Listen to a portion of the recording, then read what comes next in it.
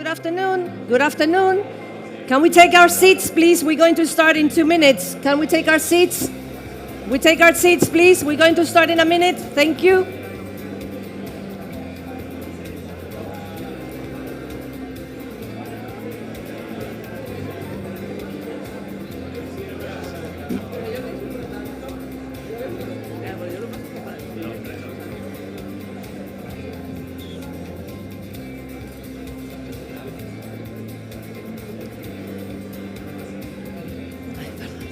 Hombre, Sergio. Estoy aquí, sí, te voy a salir. Conectas tú este sitio.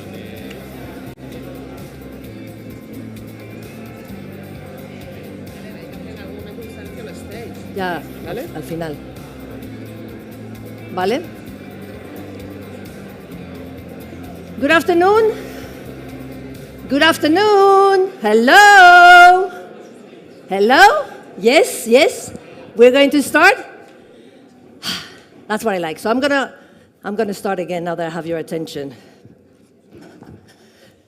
Good afternoon and welcome everybody to Wayra Investors Day 2022.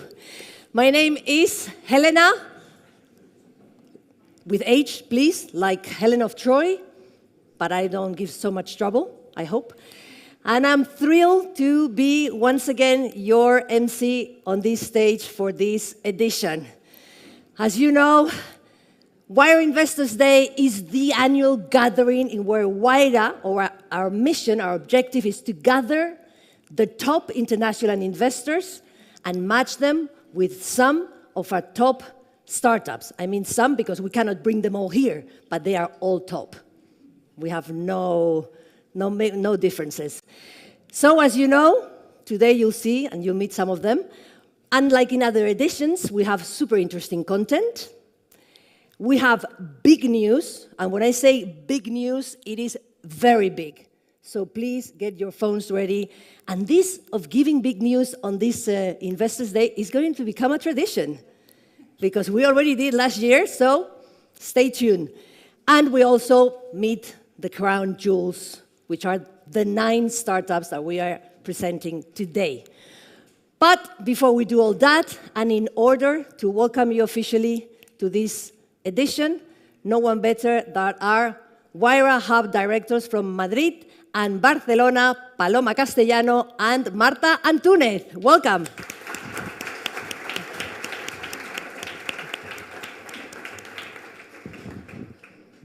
Thank you so much, Elena, for kicking off this meeting.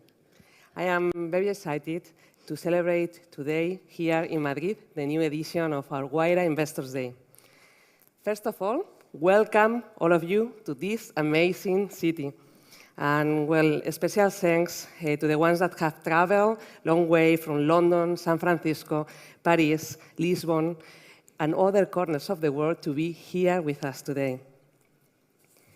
And thank you also to Sergio Osle, the CEO of Telefonica Spain, and Irene Gomez, Open Innovation Director of Telefonica, for coming today and bringing us a little bit closer to Telefonica's vision for future. In this new edition of Wayra Investor Day, we are bringing together 200 investors with an investment portfolio, an aggregated investment portfolio of more than 120 billion euros. This is a unique opportunity for you to connect with other funds, meet a selection of the most promising Wayra startups, and share investment trends with your colleagues. What do you think, Marta? Hi, Paloma. And well, I'm very excited to be here today. And as you know, our motto in Wayra is we scale startups. And we mainly do it by connecting them with Telefonica and exploring together business development opportunities. We've been doing this for the last 11 years, and so far we've invested more than 60 million euros in more than 800 startups in Europe and Latin America. But startups, in order to scale, not only need access to corporations and to potential customers, they also need access to people that can help them grow, expand their business, and overcome the challenges that they will encounter. And these people are investors, partners, advisors, other entrepreneurs that have done it before, what we call the startup ecosystem. So you here today. No? So we believe it's very important, no, to have this ecosystem in Spain and in Europe and in a global basis. And we really encourage you to make the most of today, to connect and enjoy. So thank you again for being here today, and we will continue with Elena with the details of the agenda. Thank you so much. Thank you. Marta and Paloma. Let's go with it. Okay, as I always say in the events, I never lie. I might exaggerate, but I never lie. And I said that we're going to bring some very big news, and the news it's coming.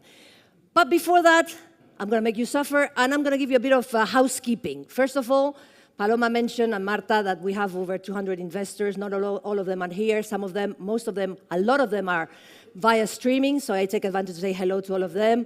Bonsoir, bon après-midi, bon dia. We have people from Portugal, from France, from the UK, from the USA. This looks like Eurovision. Yes, and this streaming will be recorded, and you can access in Wayra's YouTube channel. If you want to see it again, or you have to go halfway, don't worry, you can watch it later. And I don't know if you noticed at the beginning, when you came in, there was a QR code that said, download your present. Did you see that? You were too busy chatting? I'm so sorry. Well, you miss it now. Sorry. I did. No, I'm just joking. You have the chance to download a QR, which is a very special present we're giving every single one of you. It's an NFT from Dal-E, which you probably know. It's a mixture of Dali, our famous painter, and Wall-E, the robot. It's an artificial intelligence, as you know, system that creates realistic images. If you give them a few words description, Javier, we all know it's la pera limonera, where we say the lemon pear. Traducción. This is for you, Javier. So, for those of you that arrived late, you didn't see the QR, don't worry. At the end of the event, you'll be able to download the QR. You have to register, and then you will receive your special, unique NFT forever and ever more. And one of our startups will give us more details. Todo claro? Everything clear? Everybody can have the NFT, but you have to register. All right? And last thing, well, we have, as you say, the agenda. Interesting content, I say, I never lie. We have 2 panels, one fireside chat, then a panel with top international investors, and then our 9 startups. And we have a hashtag, as usual, hashtag Wayra Investors Day. Use it because there's some big news coming. We love to tweet big news, quotes. And I have a quote for you from Eleanor Roosevelt. She said, to talk about the future belongs to those who believe in the beauty of their dreams.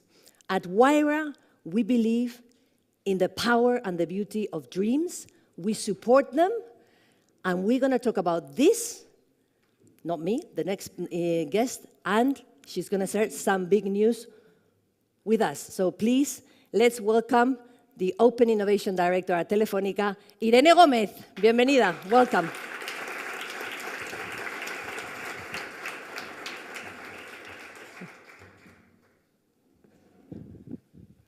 Thank you. Hello? Yeah. Well, lot of friends faces here today.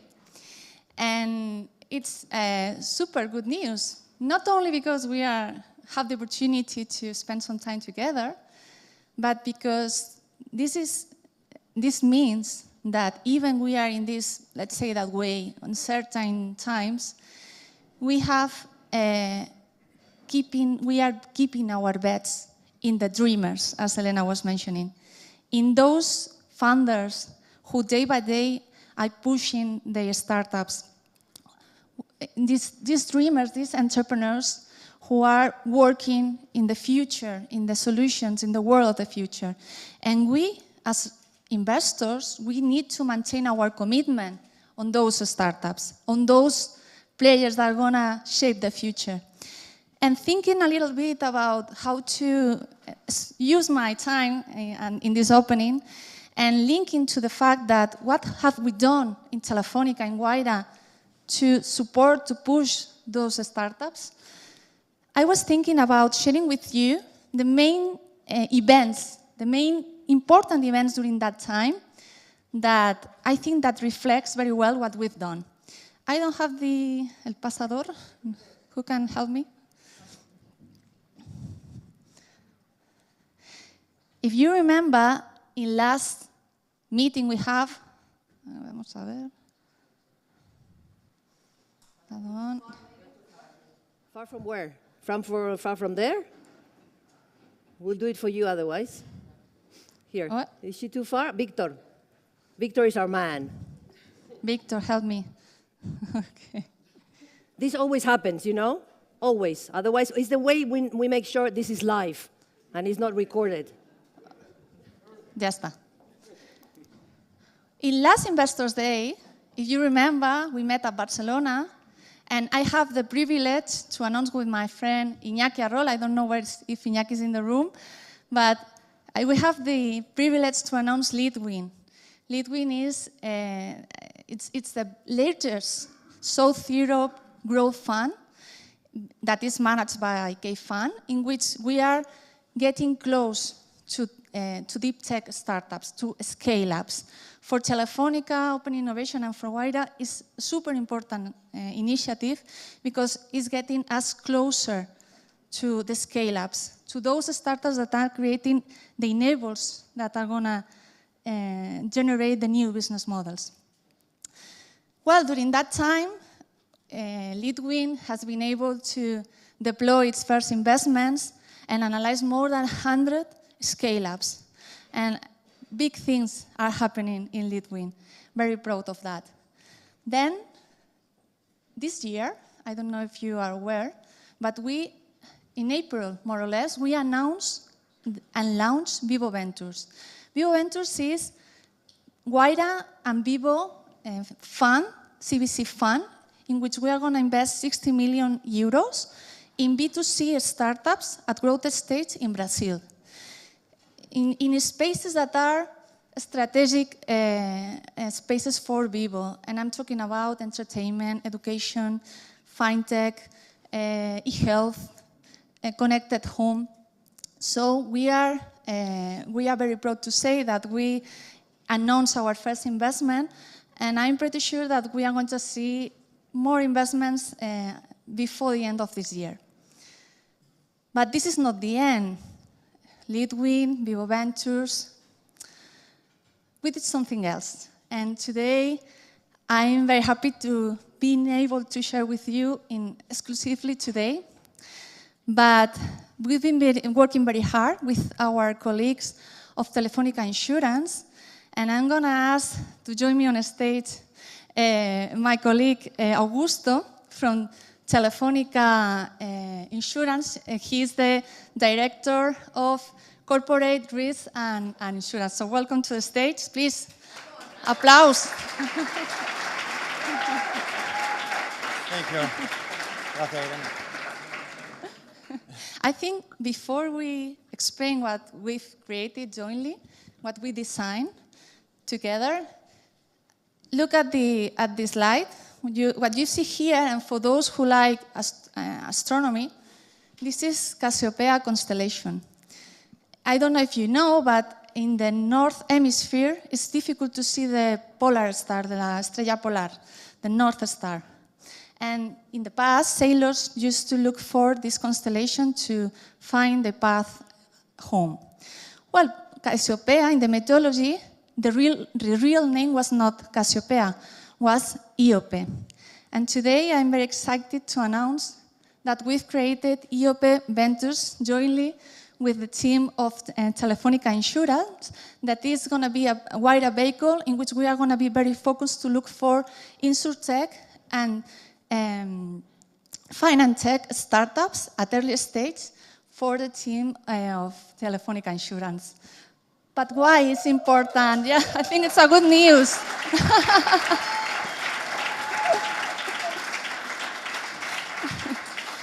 But please, tell us why Eop Ventures? Thank you for the introduction, Irene. Well, Perhaps few people know that Telefonica has a reinsurance company called Cassiopeia. This is the reason for IUP. Another one that is Telefonica Insurance, a reinsurance company and an insurance company.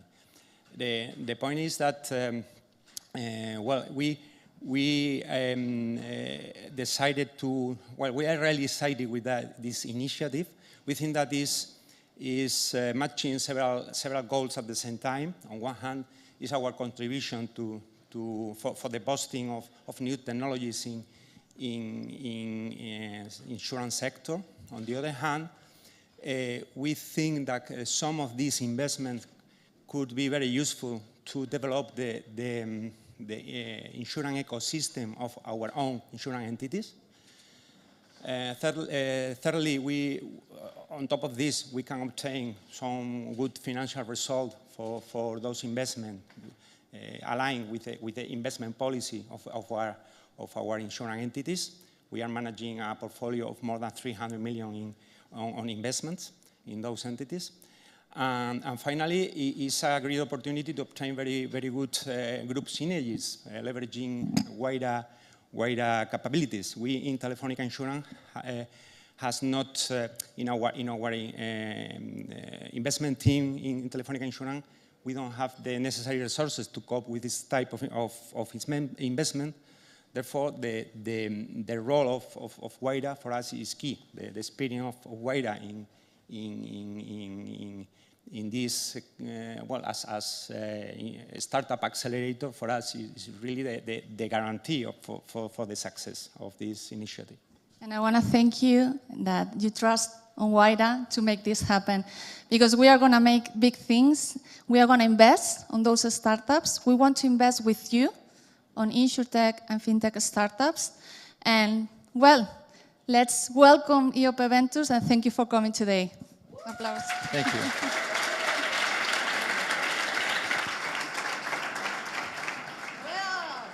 Great news! As a new star is born. I know it's an easy joke, but come on. Have you noticed it's a W? W, Wayra.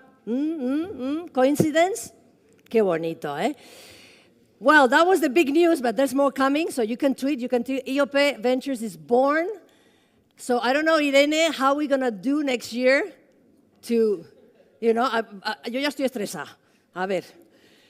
There you go. So let me ask you, or to many of you, especially those who are millennial seniors like me, the following might be familiar.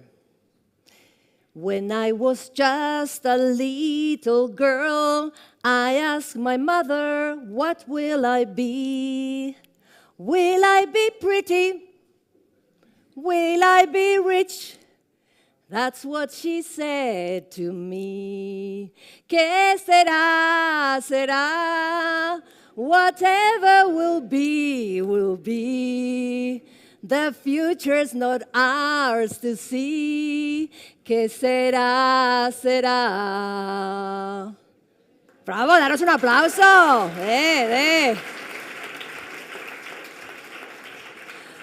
A lot of millennial seniors in the room and on streaming. I could hear you singing as well.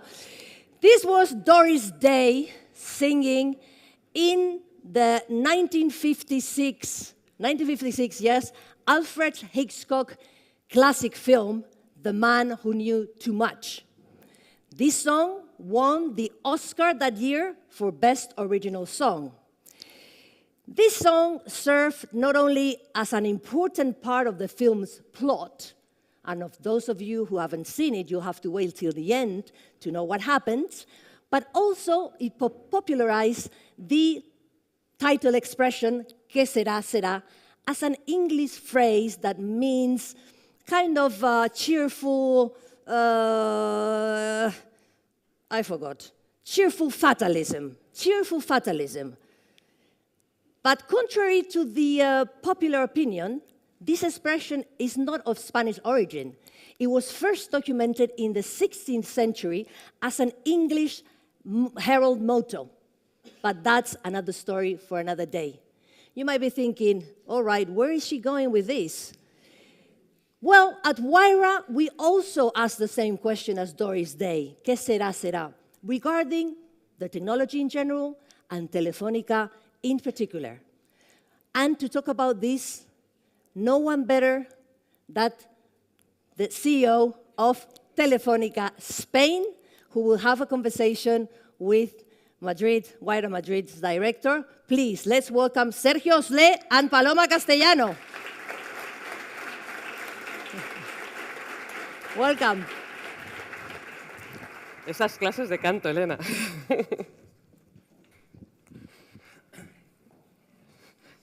I'm not sure what to do after that beautiful presentation. I'm not going to sing. That's the only thing I promise.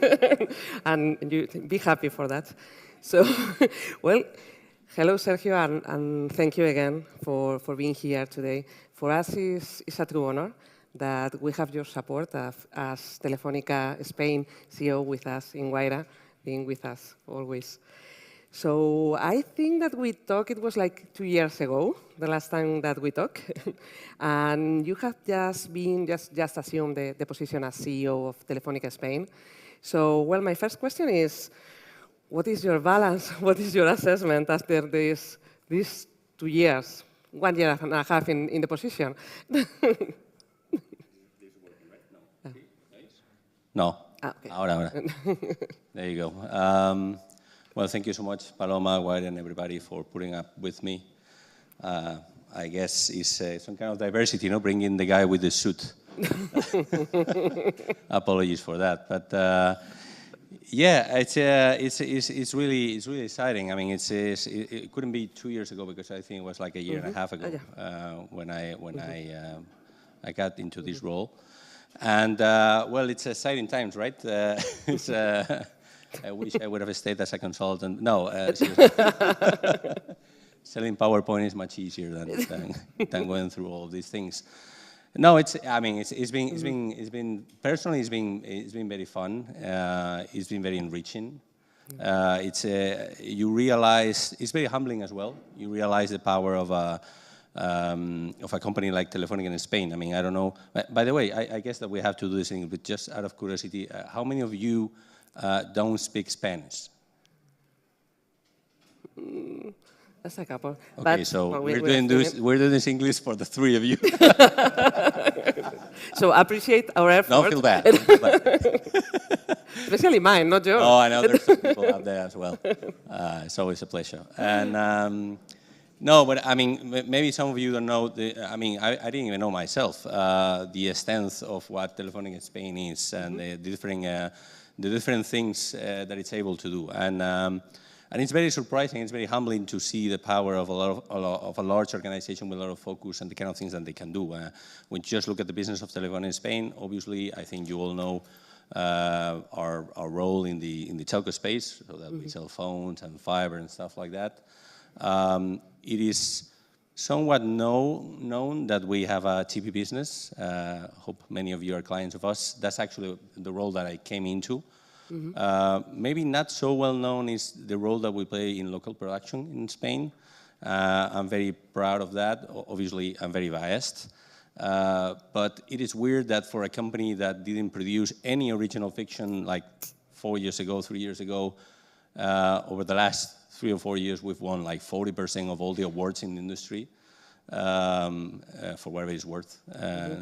IT is the same thing. I mean, not a lot of people know that we're actually we simply say this publicly, but arguably we might be the largest IT provider in Spain for companies as well.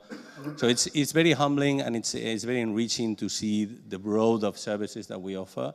And that whenever we want to focus on something and we really go after it, it's a little bit harder to get the machine moving, but once we get going, it's very hard to stop us. Yeah, well, that was my second question, because Telefonica seems to be, it's not only TV, it's not only telephone. When we are talking about residential customers, we are starting to develop new verticals. Yep. No, we have this security business with Prosegur. We recently launched Solar 360. And which is your assessment of all of these businesses, and which are the future ones? Because here we are talking about future. I will never tell you. No, but I think it's easy. What we're trying to do is very easy for you guys in this room to understand, maybe easier than for most of us. What we're trying to build is kind of an ecosystem. I know that sounds a little bit of a jargon. Sometimes we might misuse that word, but it is it's something that is very well known in the tech space or in the startup space or digital space. It's like we have a very strong relationship with our customers. They trust us.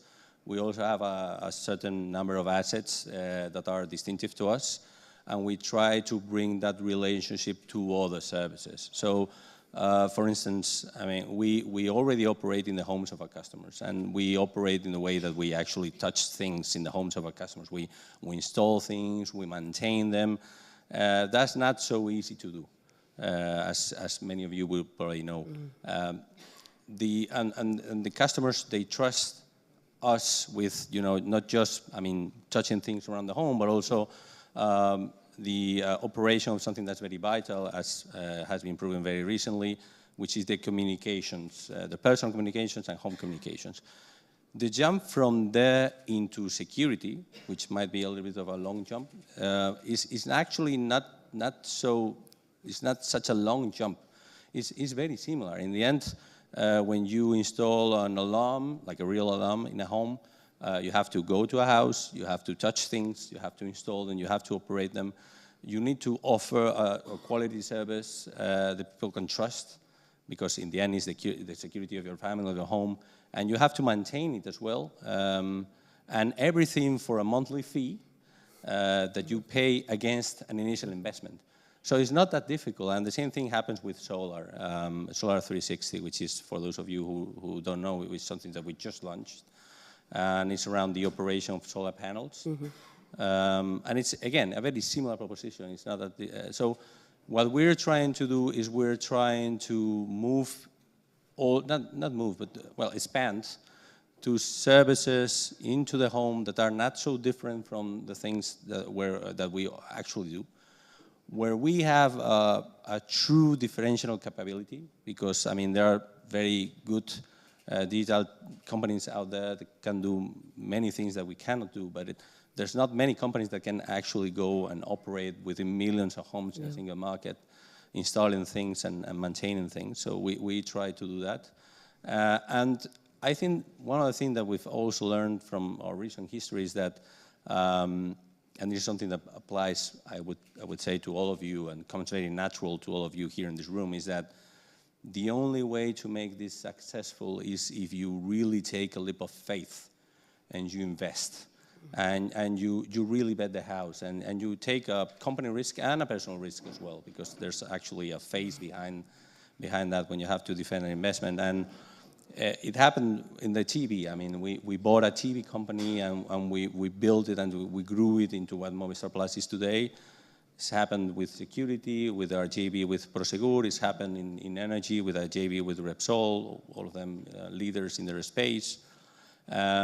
So I think we also learned that that's the way to go into new ventures for us, and not so much, releasing a new little product somewhere into a new vertical that's run by some product manager somewhere that doesn't actually scale.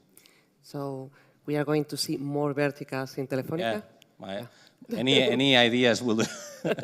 We're running out of ideas. No. Yes. It's oddly enough. The ideas is, and again, I guess it's very, very similar for you guys. The ideas is not so much the issue. The issue is more finding the right partner. Yeah. We've been very, very fortunate to partner with Prosegur. Very, very fortunate to partner with Repsol. It's not so easy to find the right partners for us. Okay, so this is just a message for the audience. We are full of investors, so Telefonica is looking for partners. We have a very competitive advantage in our operations capabilities, so think about that, all these genius minds. well, I had like a very not so optimistic question, and I know that you are a very optimistic person. You share with us that crisis makes opportunities, and well, I wanted to ask about the situation in the world, inflation, Ukrainian crisis. Can we make lemonade? How is this affecting this to Telefonica?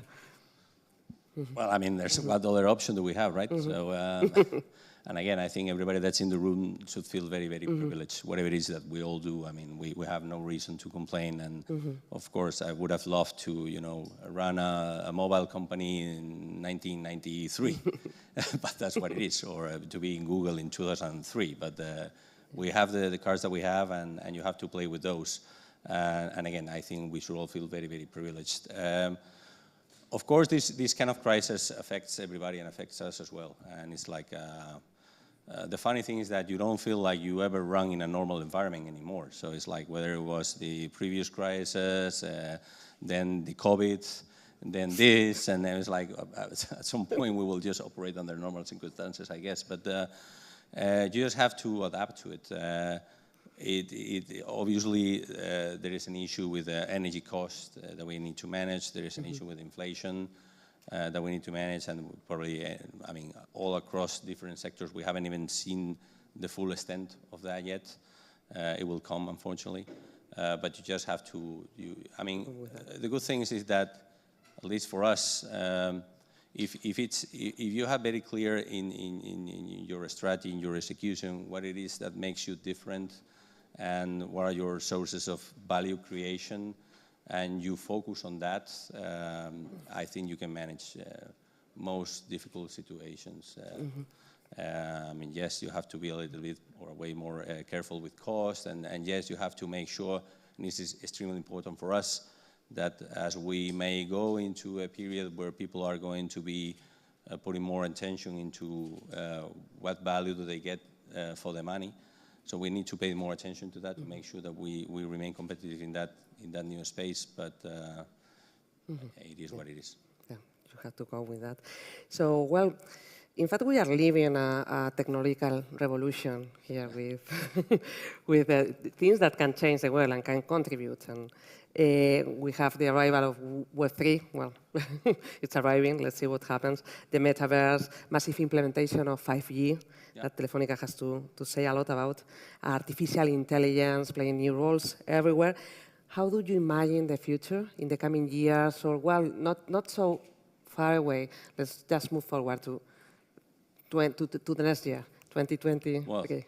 Who knows? No? Who would have guessed that we would be where we are today a year from now? I mean, I don't know.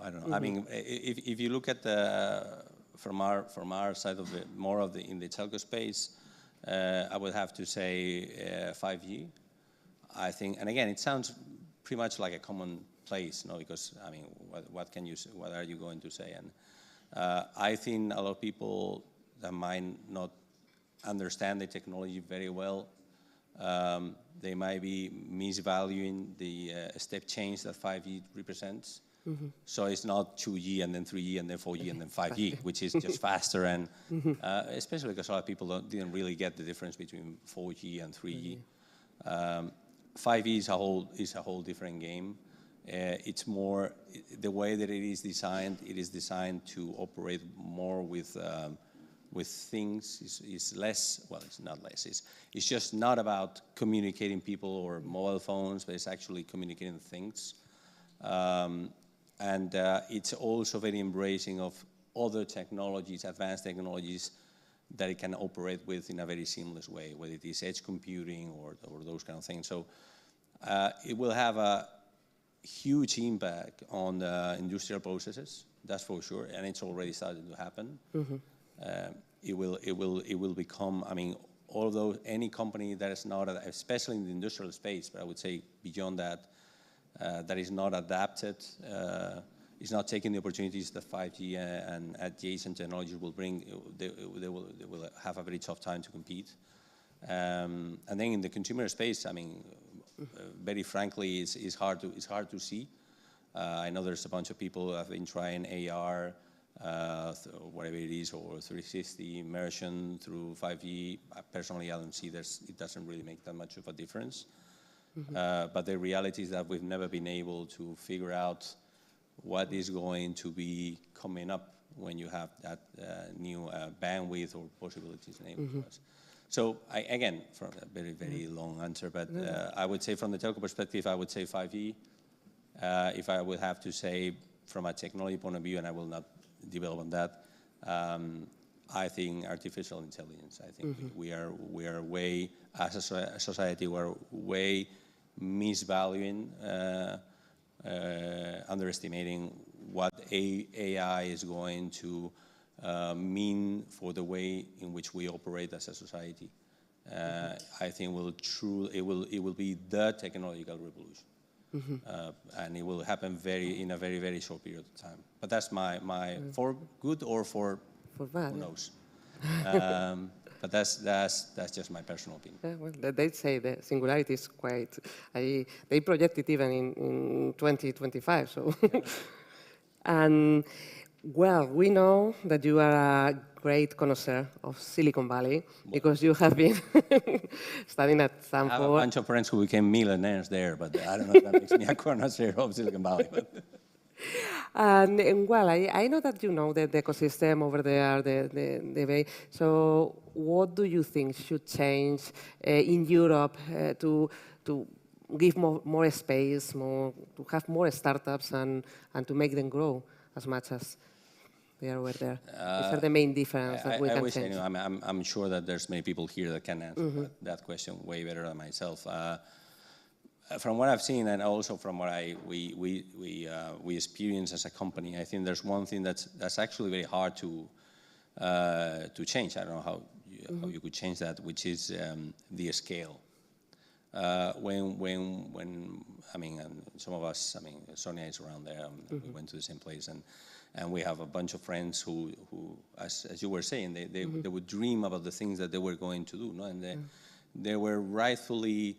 They had the right to dream about changing the world.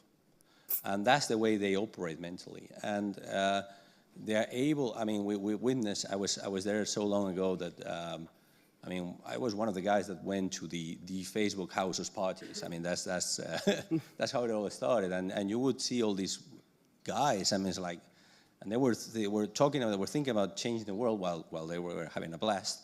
And they did. And I mean, of course, they're very smart, and there's this whole ecosystem and a lot of things that support their dream. But they have something that is once you have a service that works there, it's very easy to get a scale real fast because you are able to operate in a market that's like, I don't know, 350 plus with more or less same regulation across the nation, and it's very easy to. From there, it's I would say the step to go into the next market is not such a big step. Here, I mean, and again, I would love to hear your thoughts on that actually. But if you wanna, we have a great ecosystem here, by the way, and I won't say names, but you have great startups and great ideas and they become really successful in Spain, for instance. But I mean, being successful in Spain doesn't really give them the scale easily to try to change the world. Going into Portugal is already messy, and we're like, you know, going into Italy, which is or France is really. So it is tough. I mean, and you always wonder, like, if this same startup would have done the same thing in whatever it is, in New York or Miami or Texas or Silicon Valley, and they would have been successful, they would have, like, I don't know, 10 times as many customers with the same effort and the same team. How do you change that? I mean, I don't really. Well, you are doing that, no? Contributing with your work with the startups and opening the doors of Telefonica to them. Yeah, it's a way to. It's just one market. Well, I would like about entrepreneurial culture inside the organization. So, do you think that it's important that employees in large corporations do have entrepreneur DNA with them. So how do you promote that to happen, and what are your thoughts on that? Well, I mean, yes, that's like a tricky question. If I would have said no, that's like a bummer, no? It's like, no. People, they have to do what they're told.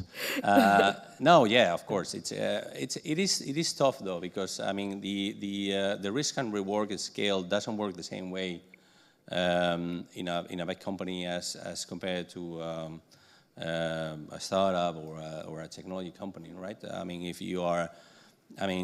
you try to build something out there, or you are part of a team that tries to build something out there, of course you all do it for the dream, and and change the world and blah blah blah. But I mean, if you've been to Silicon Valley, I guess you all know why most people do it actually for. And so if it works well, you can get a lot of financial reward. If it doesn't work well, you need to find another job. So it's very difficult to be like in the middle, right? So you have all of the incentive to say, okay, I'm going to try this, I'm going to try to make it I'm going to take risk to try to make this work, because there's no something in between. If you work for a large company, I mean, the base case, your base situation is not, I mean, you're not going to go broke. I mean, you can just stay there. I mean, your basic scenario is stay as you are. So the moment that you take a risk, it actually has an implication for you, meaning that, okay, if this works, what is it really that I'm going to get? Am I going to be able to buy a private jet? Well, most likely not. Am I going to be able to maybe get promoted and get like a 10% salary increase? Okay, maybe. If this doesn't work, what is going to happen to me? And I mean, in many places, it's not going to be so nice. So the risk reward, the way that it works, it incentivizes people to actually not take. If they're rational, they shouldn't be taking any risk. And how do you operate in a culture where you say, no, you know what, we're going to be spending this much in our own production, and and then you put a face there and say, okay, this is the guy that's taking that decision. This is the guy or the girl that's running the product. This is, if it works, okay, it's good for you. You become very proud, but it doesn't really change much for you personally. Life, If it doesn't work, you're the guy that burned these many millions in series that nobody watches, and the same thing would happen with Solar. So it's how do you generate a culture where people can feel, okay, let's try risk because it's fun, because I'm going to have fun, because life is about this, and because there's going to be some kind of reward for me if it works out very well, and I'm going to be rewarded even for trying. Even if I don't succeed, it's not going to have a negative impact on my career. And that's a huge cultural transformation in large corporations, and that's a big challenge for all of us. Yeah, that totally agree. We're trying to break that that every day. So, well, I'm going to close this panel by asking you to give, well, we have investors here, we also have entrepreneurs, 9 companies that are presenting, and I would love why don't you give them your advice on how to work with Telefonica, what they should do, what to expect, well, not to expect. So, what advice would you give to a startup that wants to work with Telefonica? Don't even try. Patience, no. Well, patience is develop a healthy resist to frustration. No. The trick is that if I wouldn't even talk about Telefonica. I think it applies for everybody that's a large corporation. So I think that there's one realization that you all have to have in your mind, that it's maybe 2, which is first,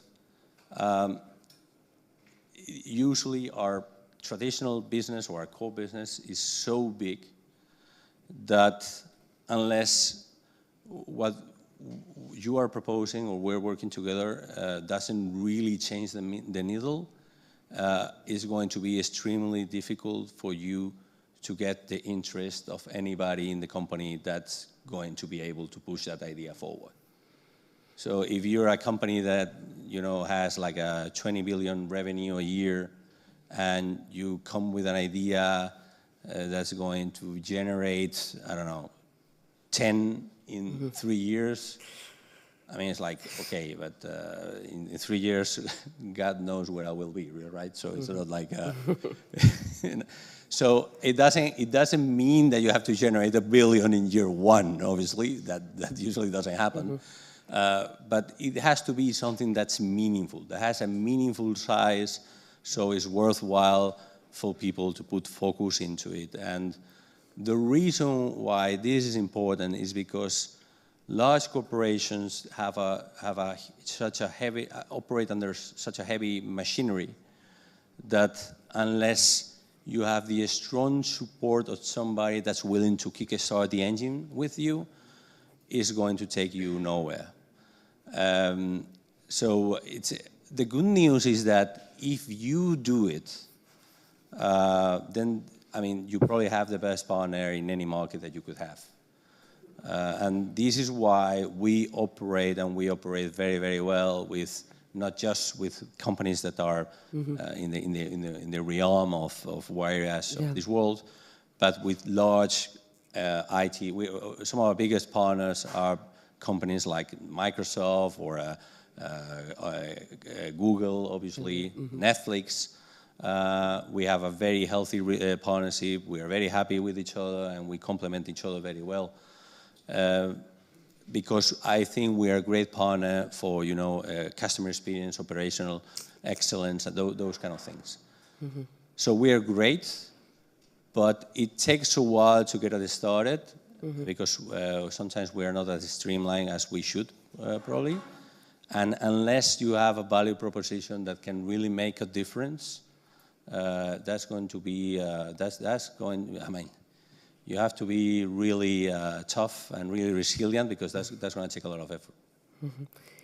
Okay, so, well, thank you very much to Sergio. I would like to summarize some things that I was taking notes.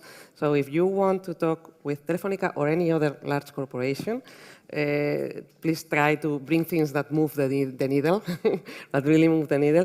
We see that there are a lot of opportunities in 5G, AI applied, especially industrial transformation. And be patient. That's the piece of advice that I totally share. And the good news inside Telefonica is that we have a CEO here in Spain that is promoting employees to take risk and work with guys that are really changing the world. So thank you so much, Sergio, for being with us today. Thank you. Gracias. Gracias a todos. Chao. Thank you so much. This way, if you want.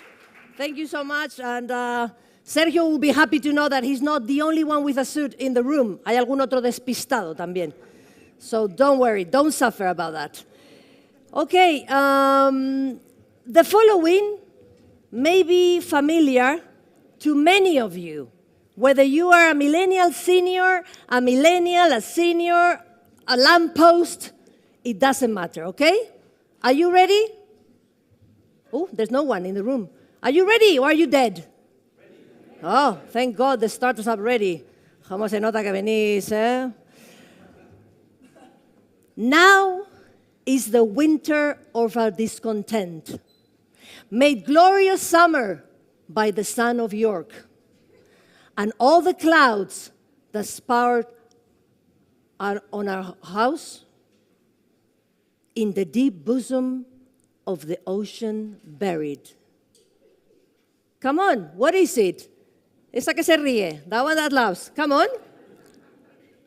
Come on. General knowledge, the opening lines of a play, 16th century. Today, I like the 16th century today. Come on. The author starts with William, finishes with Shakespeare, and these are the opening lines of Richard III. It's a fantastic soliloquy.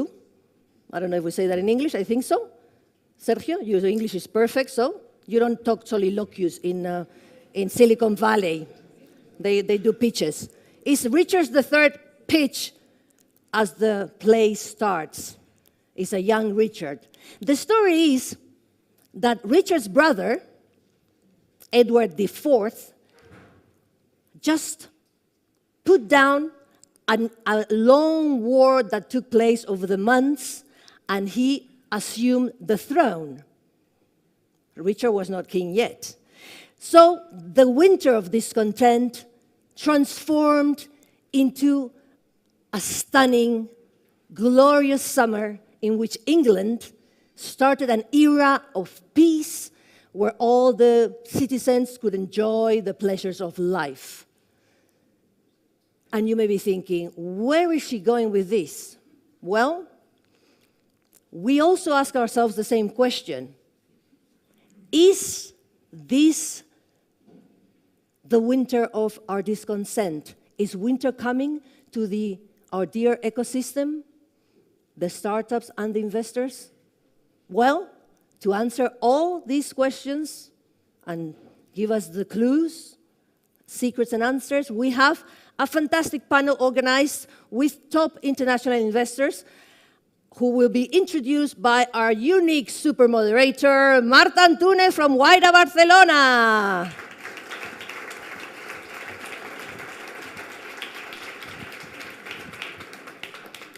Thank you, Elena. So yeah, I'm sad to say that winter is here. In the last months, we've seen how global startup funding has been slowing down dramatically.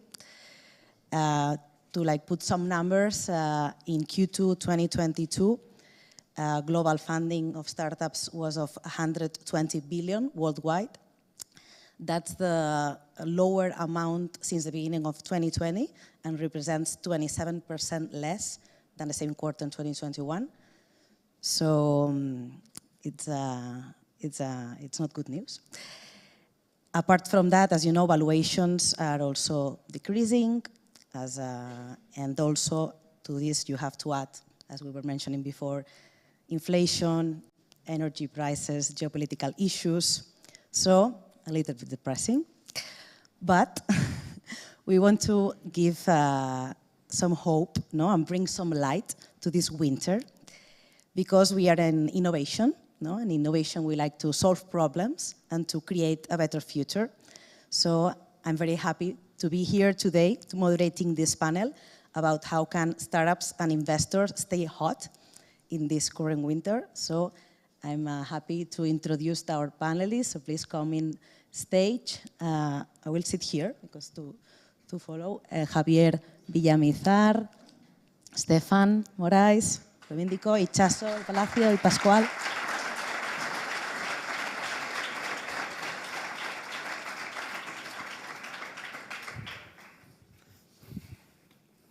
Thank you. Thank you very much for being here today. We'll go to the point, okay, to try to make it short. So first, I'd like to, if you can introduce very briefly yourselves to say in which fund you work, where do you invest, so that everybody in the room knows you a little bit more. Sure. My name is Javier Villamizar. I'm an operating partner for the SoftBank Vision Funds. We are a couple of funds that in total have around $145 billion of assets under management. And our investment thesis is very connected with what Sergio said before. We believe in the disruption that artificial intelligence, machine learning, data science, blockchain generates.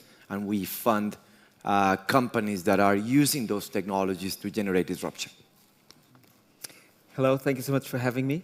Stephan Morais, Managing General Partner at Indico Capital Partners, an early stage fund based out of Lisbon, Portugal. Slightly smaller than, SoftBank. Instead of 145 billion, we have 145 million.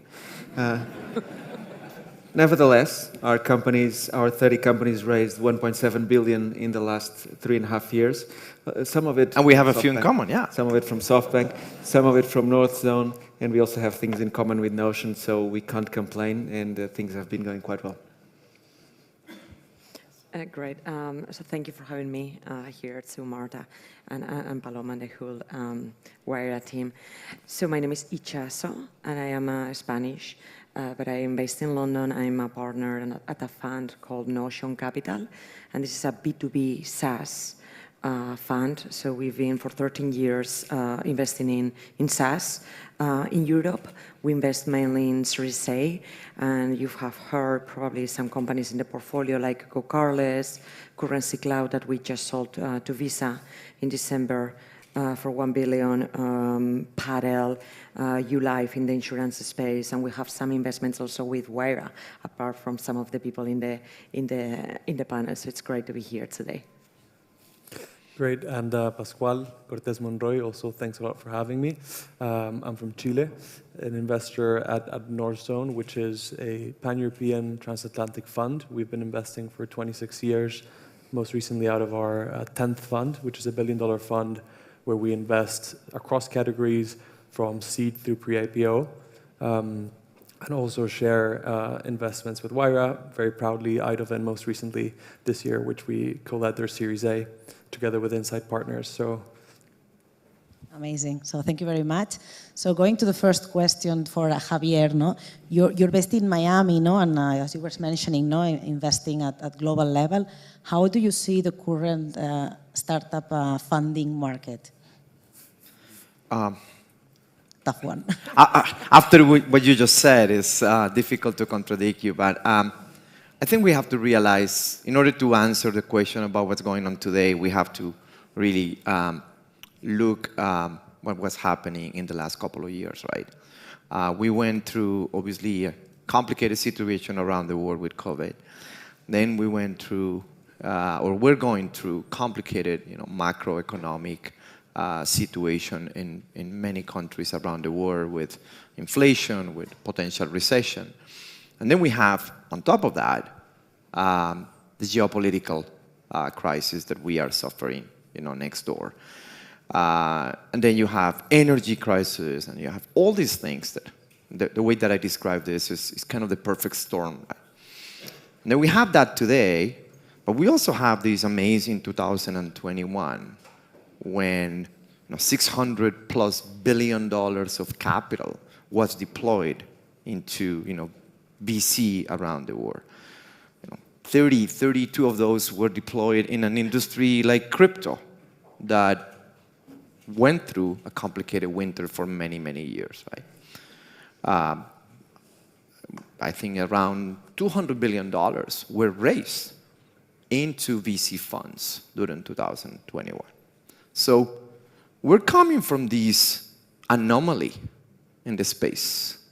And now we're going through another anomaly because of everything that is happening in the world. So I think the way that these opposing forces function is you have this inertia from what happened last year, but we also have a little bit of a hangover, right, of what happened last year, right? With all that money was coming into the space, we had people that were outside of the space, and they realized, oh my God, there's some good returns to be made here, right?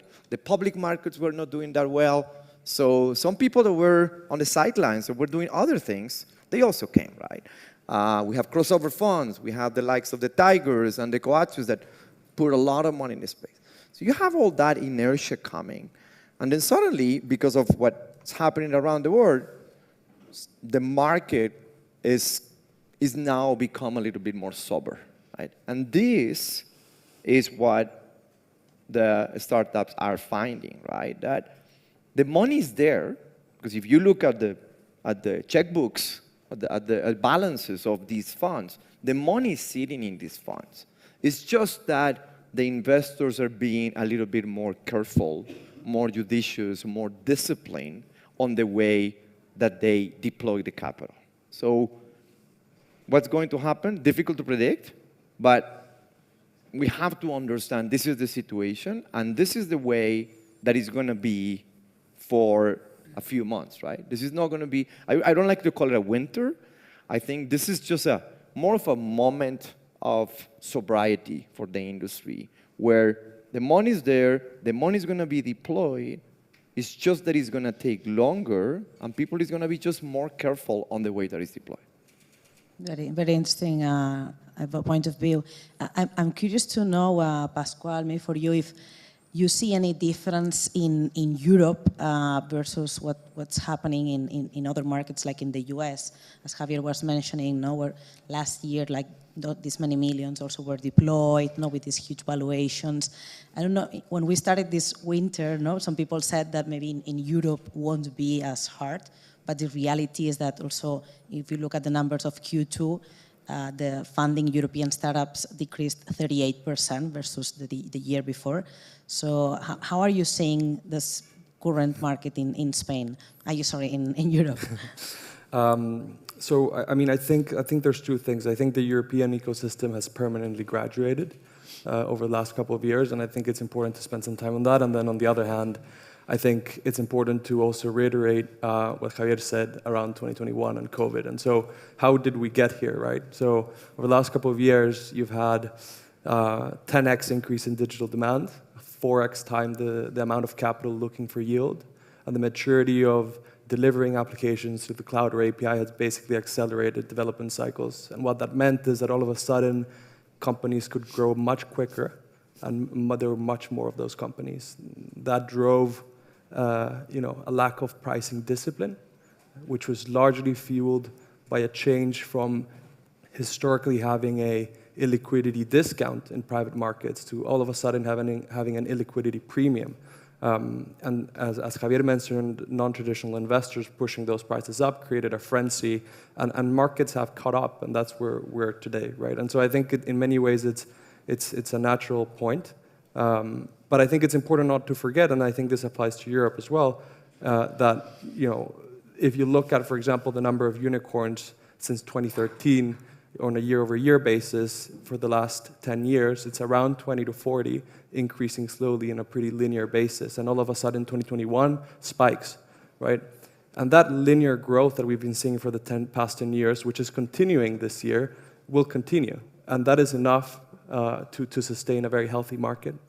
And moving on to sort of the ecosystem in Europe having permanently graduated, 10 years ago, there was Daniel Ek and maybe a couple others. Daniel Ek, the founder of Spotify, who we were lucky to partner with as their first institutional check.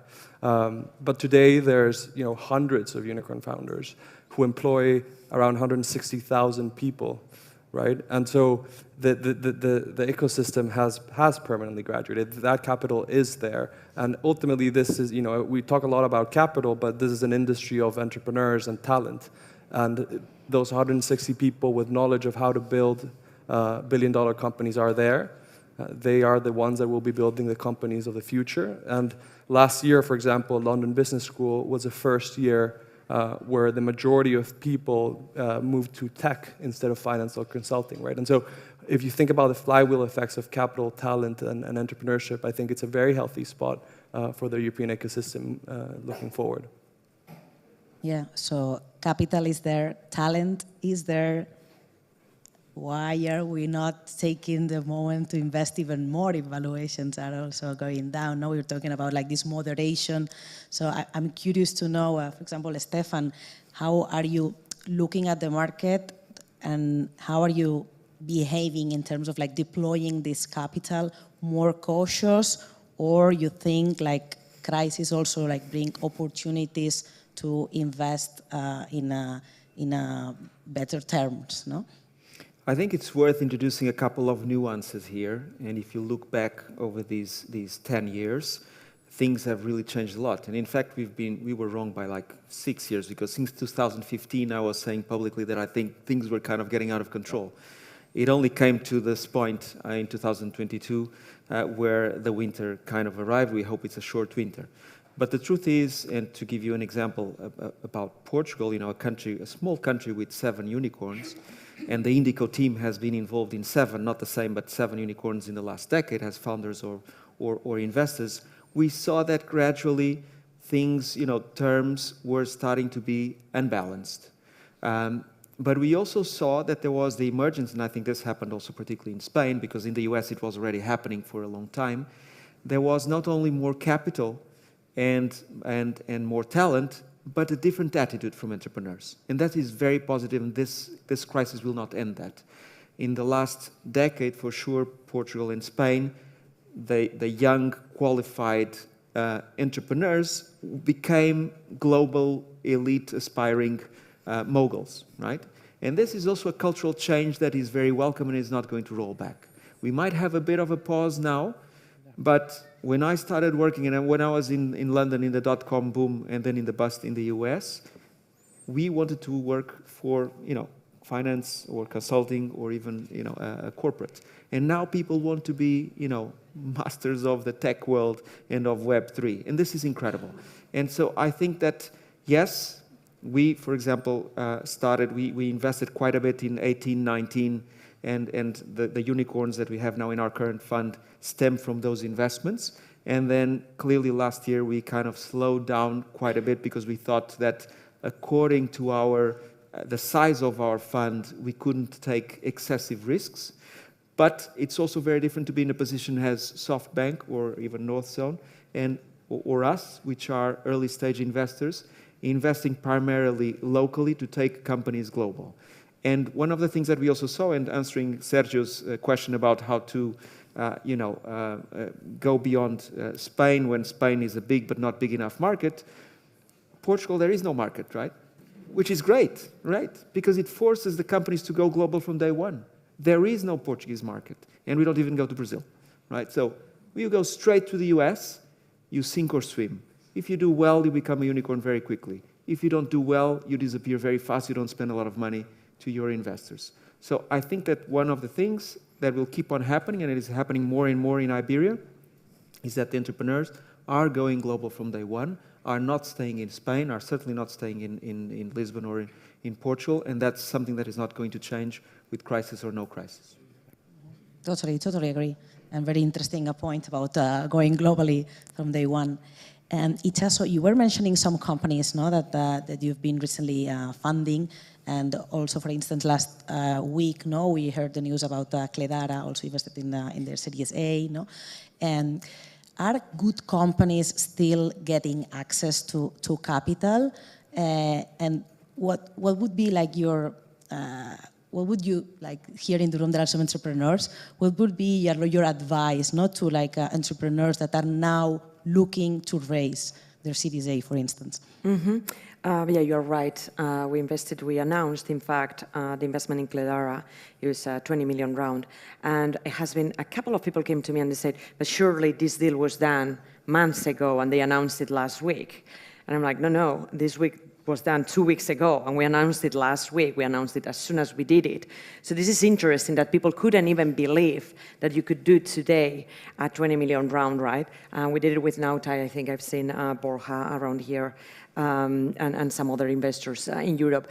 And you're absolutely right. There are some companies that are still raising money comfortably. I would say there are two things that made specifically that deal and some of the deals still attractive, and that is, one, incredible growth, but two, efficient growth, very efficient growth. And I think that is very unique. And the reason I think everyone around in the room, and correct me if I'm wrong, if anybody thinks the opposite, probably we've seen less deals in the last couple of months. And the reason is not because companies don't need money, it's because probably they don't feel they will be able to raise, and they are thinking much more on preserving capital and extending that capital rather than going out there and raising money, because in fact, it is easier to think, how can I preserve that capital than raising money? It doesn't look like the market is going to give me any money, so I don't want to waste my time right now. But I would say companies are still raising if they are growing nicely and they are growing specifically efficiently. And I would say that is the advice that we are giving to our companies, right? But we know that during the last 2 years, many companies have raised more money than what they needed. And when you have more money and investors are pushing you to deploy capital, then you start raising or investing into hiring people. In our case, if we are in Series A, in employing people when you don't have a product market fit. And if you don't have a product market fit and you throw money into marketing and sales, yes, you grow the top line revenue, but you are leaking at the end of the day because customers who get in the product, they don't like the product and they end up churning, right? So those metrics are not good, and those companies definitely they need to slim their expenses, their teams, and that's where we are seeing many of the companies, unicorns, and also companies that have raised over 50, 100 million, cutting up their teams, and I think definitely keeping being a little bit more efficient and looking at how do I extend the runway is the advice that we are giving to our companies. And overall, companies are really taking it because they can see the market is basically cooling down. Yeah. Exactly. In fact, with a conversation with Javier, no, we were talking that growth at all costs is no longer possible. And you were mentioning a concept called that you're looking at companies that can have a predictable growth. Can you elaborate a little bit more on what you call predictable growth? Sure. So the way that we see, the current situation is, as I said, we're getting suffer from this crazy party that we had in 2021, right? So we're looking at companies that are growing, that they have a way to grow that is predicated, as Itxaso put it, in proven product market fit, right? Free always has product market fit, right? If I go give whatever for free, people will take it, right? Or if you subsidize something to certain levels, you always get product market fit. So we believe in growth for business models where that product market fit is really predicated on economics that make sense. Could be a consumer company, it could be an enterprise company, it could be a deep tech company. The only way that you can behave like publicly traded companies behave, right? Where you can, with certain level of certainty, estimate your earnings for next quarter or your next year. The only way that you can get there is if those economics make sense, and those economics that make sense allow you to build the machine that is going to guarantee or that is going to fuel that growth. So when you're an investor and you're looking at companies today, you're trying to get that feeling that the founders, the management team, has already figured out how to manage growth in a way not only for the sake of growth, but because they understand what the drivers of growth are, and that those drivers under decent economics will get you there, right? Not easy. Not every company can do that quickly if they were doing something completely opposite for the last 12 months. And investors were not really worried about that. So there is a huge challenge for companies today to figure out, how to adjust those economics. It's not only preserving runway, right? I can take a company with bad economics, with lack of product market fit, and turn off all the keys and maintain the company surviving an extended runway. But you're going to have is a zombie. You're not going to have a company, right? So it's not easy for companies to really adjust to this new reality of being able to sustain growth and to predict growth. I think the good ones, those are going to be the ones that are going to survive. Do you want to add anything, Stephan or Pascual, about this point, about new criteria when investing in companies, building up on what Itxaso and Javier were mentioning? Short, because I think we're running out of time. Yuri? Okay, perfect. So last round of questions would be shifting to VC funding, because also VCs need to raise. And Pascual, particularly at Northzone, you announced some days ago, the new fund. Sorry, my voice.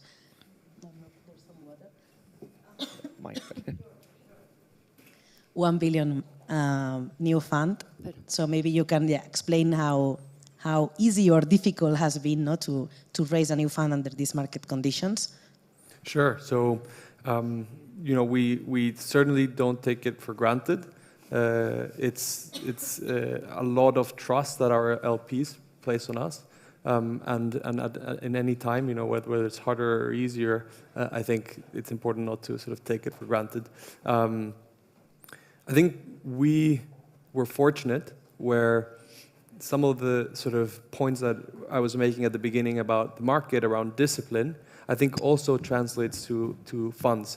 And so I think for us, if we compare ourselves to our peer set in Europe, over the last 10 years, we've made on approximately 7 to 11 investments per year. And that has remained pretty much consistent over that period of time. And I think, we are risk takers, but LPs want consistency. And so I think when looking sort of at results and looking at consistency of results, I think that goes and went particularly a long way in this period. Sort of that being said, I think in the same way that some funds may be struggling to raise, I think that is probably a reality. We'll see sort of a sifting of both funds and companies that may have easily raised or were on the back of sort of a solo GP or whatever over the past year that I think will probably have a testing year. I think it's the funds perhaps that have had this history, that have shown results that will fare best.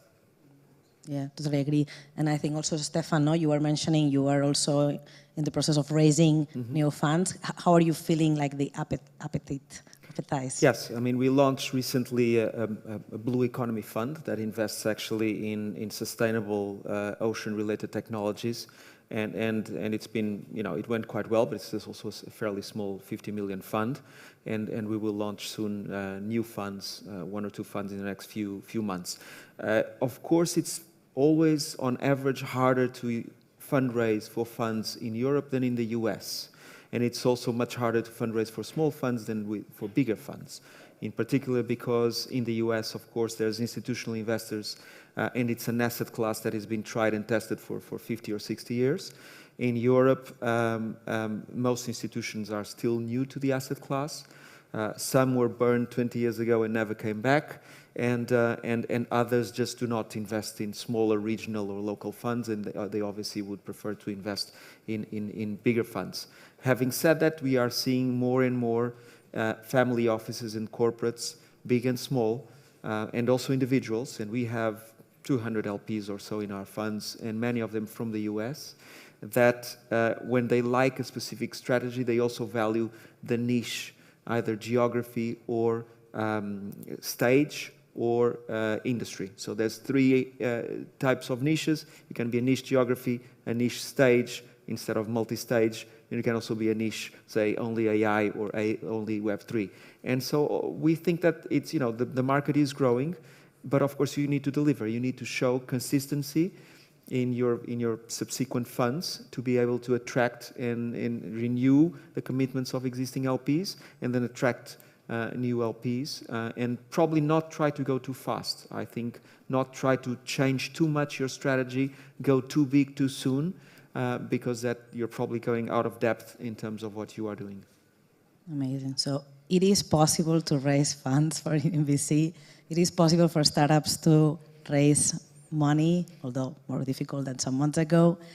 We do have talent in here now. We will present some very talented entrepreneurs. So I wanted to finish the panel with some positive words for these entrepreneurs that will start pitching now. Some words a little bit to cheer them up. What would you tell them?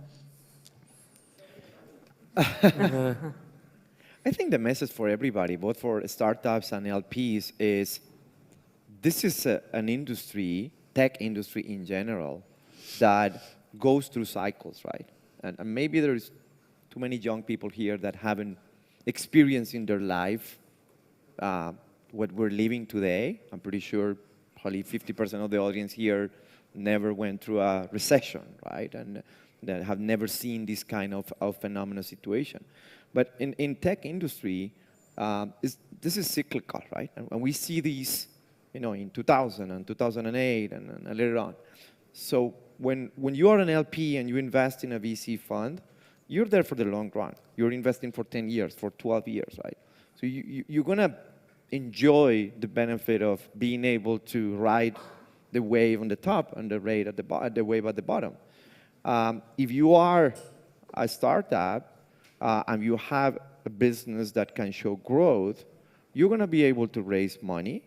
And at the same time, the fact that the market is a little bit dry in terms of deploying capital is pretty good for companies that are building, because it kind of removes the distraction of trying to pitch for your next round, trying to be in a road trip, trying to raise money, right?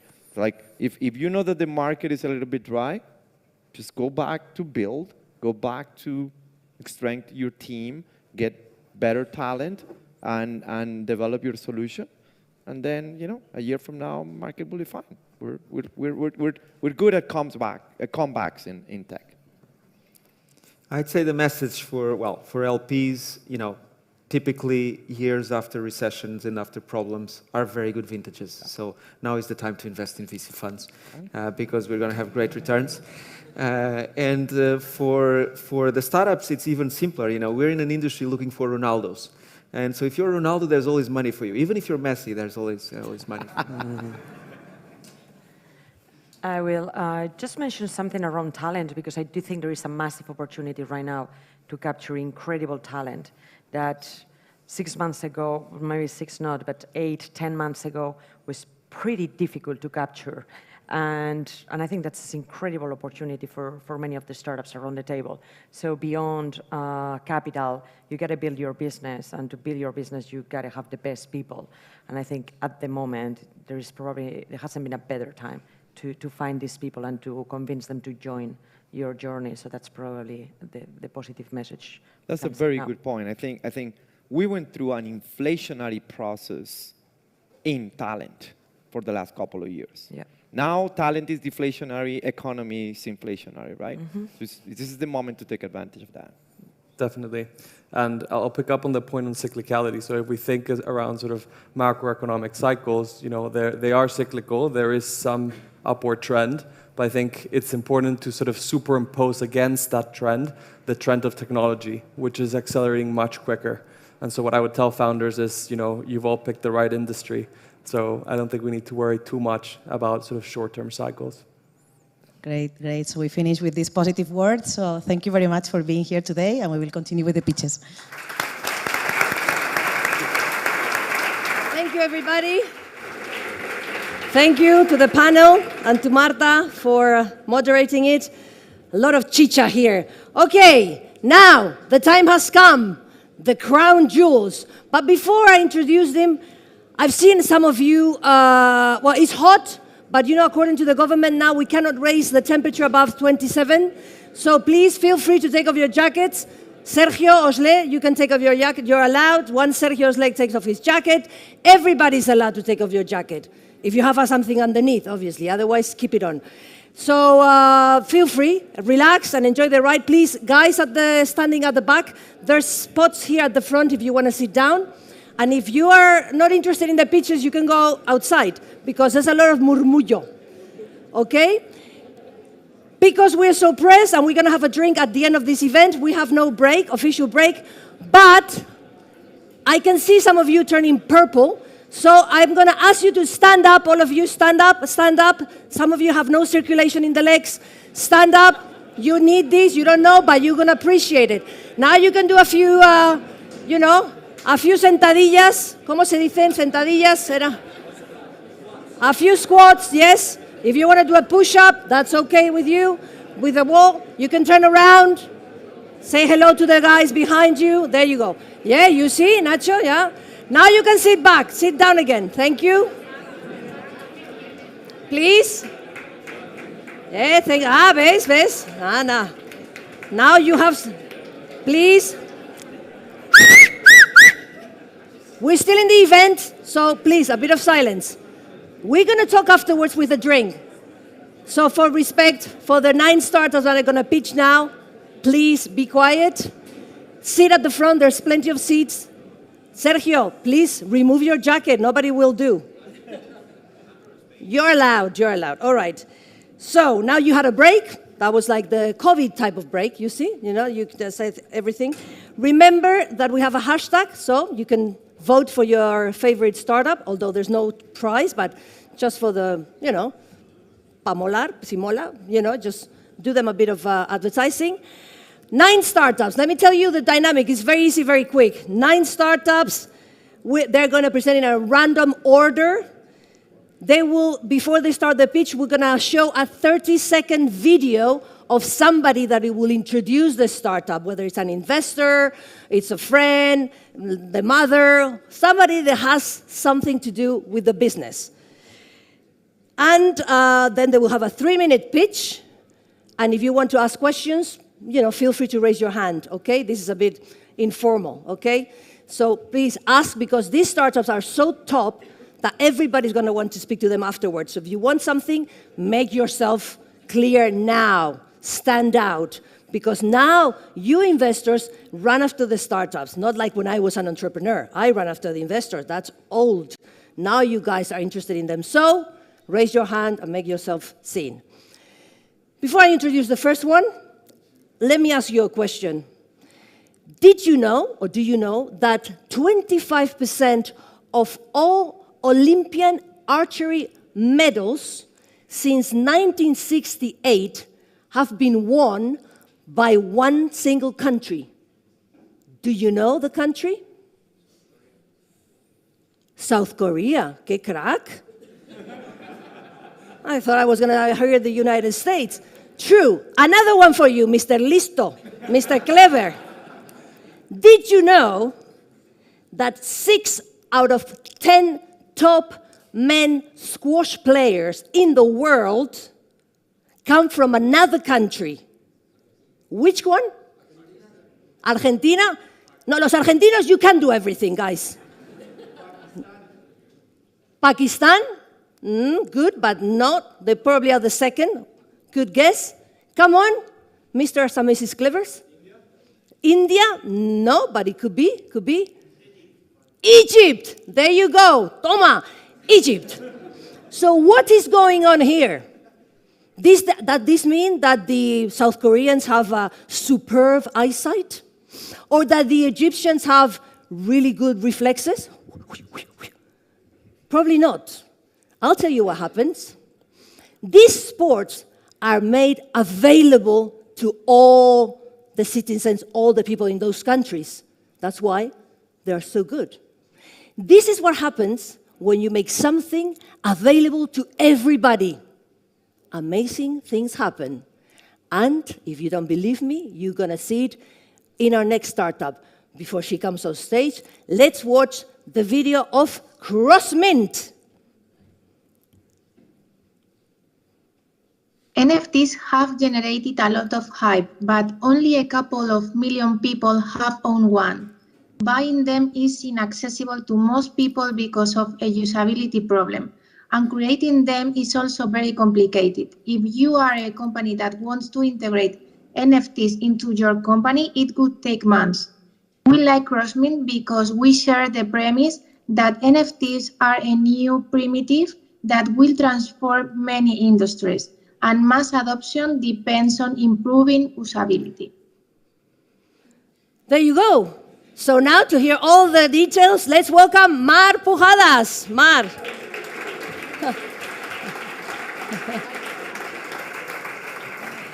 Mar is the first one. Guys, whatever she does, you copy, if she does it right. 3 minutes, I will be there being a pain in the neck.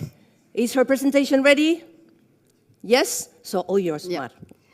Hi. Well, thank you so much for having me here. Today, I will present CrossMint. And at CrossMint, we're on our mission to building infrastructure and make NFTs mainstream. The company was just funded at the beginning of this year by Alfonso and Rodri, where they met in Silicon Valley. Both of them have previous experiences at top companies. And right now, we've grown the team to be 26 people, including myself. I used to work also on consulting, as you guys were saying. I was part of Boston Consulting Group before Rodri approached and told me about the project they were launching. So I fell in love with the idea, and right now I'm helping them with strategy and growth. My name is Mar Pujadas.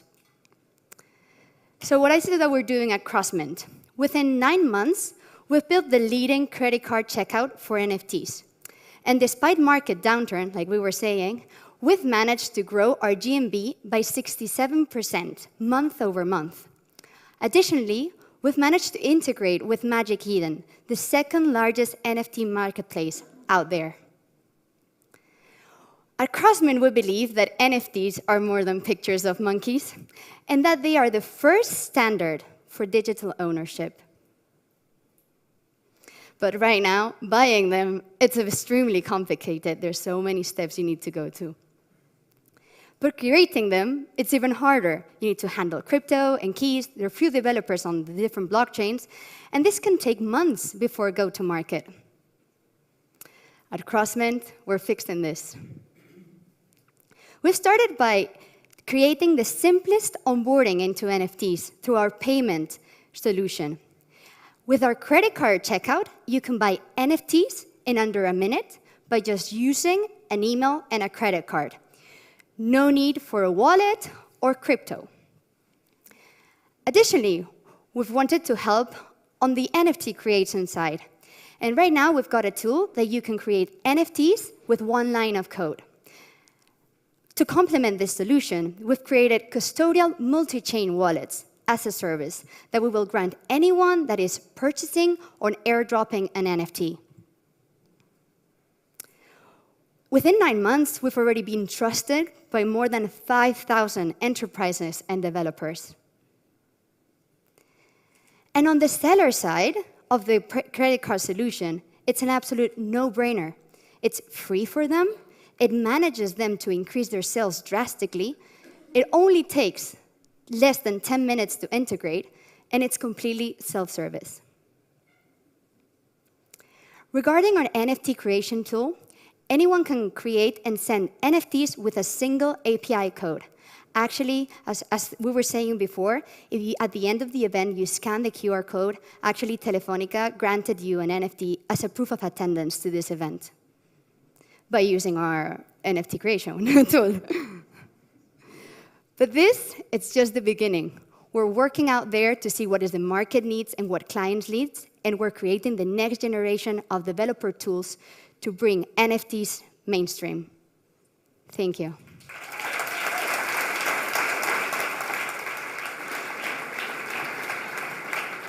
Thank you so much, Mar. Clavada, oye, on the dot. Amazing. She's been practicing all her life. Questions for Mar? ¿Cómo os habéis quedado, eh? Espectacular. They do everything. Come on, questions? We have one there. Could you pass a microphone? Run, run, run, run. Run. So let me just remind them, at the end, we can download the code. We just register with our email, and then we receive an NFT. Yeah, you will receive an email from Telefonica saying that you just need to sign in into our website, and you'll see the NFT on a wallet that we've created under your email. Questions? Yes. You talk. It takes some time. Sorry? Todo el mundo hace igual. It takes time. Okay. Hi, I'm Joseph. I'm managing partner at DAS Capital. We're an investment bank in Silicon Valley. Congrats. You have an amazing project. I want to ask, how much are you raising, and what shall you use the funds for? Yeah. Well, actually, we financed ourselves through uncapped saves a couple of months ago when we launched, and now we're about to close a round, which is already pretty much closed. And we're using the funds mainly to hire top talent, as they were saying, and also to help out on go-to-market strategies. Happy with that answer? Any other questions here? No, if you're not happy, we'll stay here all night, huh? Just a quick one. Mar, what is the next, or what are the next set of development tools that you have down the line? Yeah, sure. Actually, we want to make NFTs and purchasing them as simple as possible. So just a few months ago, I think by the end of June, we launched a solution called Crosstalk Payments, where we not only enable clients to pay with credit card, but also they can pay for an NFT that it's out there with a different cryptocurrency that the one the project is offering. So let's say that the project is that you need to pay in Ethers, well, you can pay now in Sol or vice versa. And then another tool that we're actually working, and we're on the beta phase, but we want to launch it shortly, would be the white label wallet. So we're targeting large enterprises and let them create, sell, and store NFTs safely for all of their clients under their own branding. So we have our tools embedded within their website or app, and then they can create all sort of like loyalty programs or whatever experiences they want to create with NFTs, but under their own branding and using our authentication or theirs. My God, that was a second pitch, huh? Sorry. Come on. You know, NFTs, cross-mint, more than pictures of monkeys. Thank you so much, Mar Pujadas. Thank you. Thank you.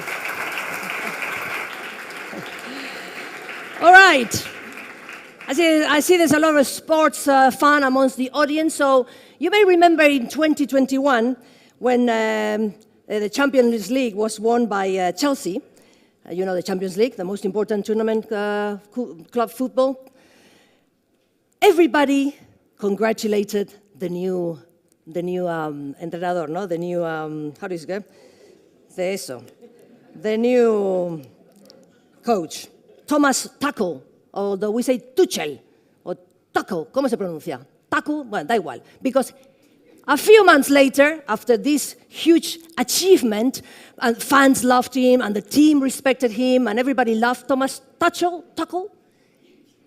After the disaster with the Dynamo Zagreb, he was sacked. Like that, fuera, out. All the fans and everybody blame Thomas, the coach, for this disaster.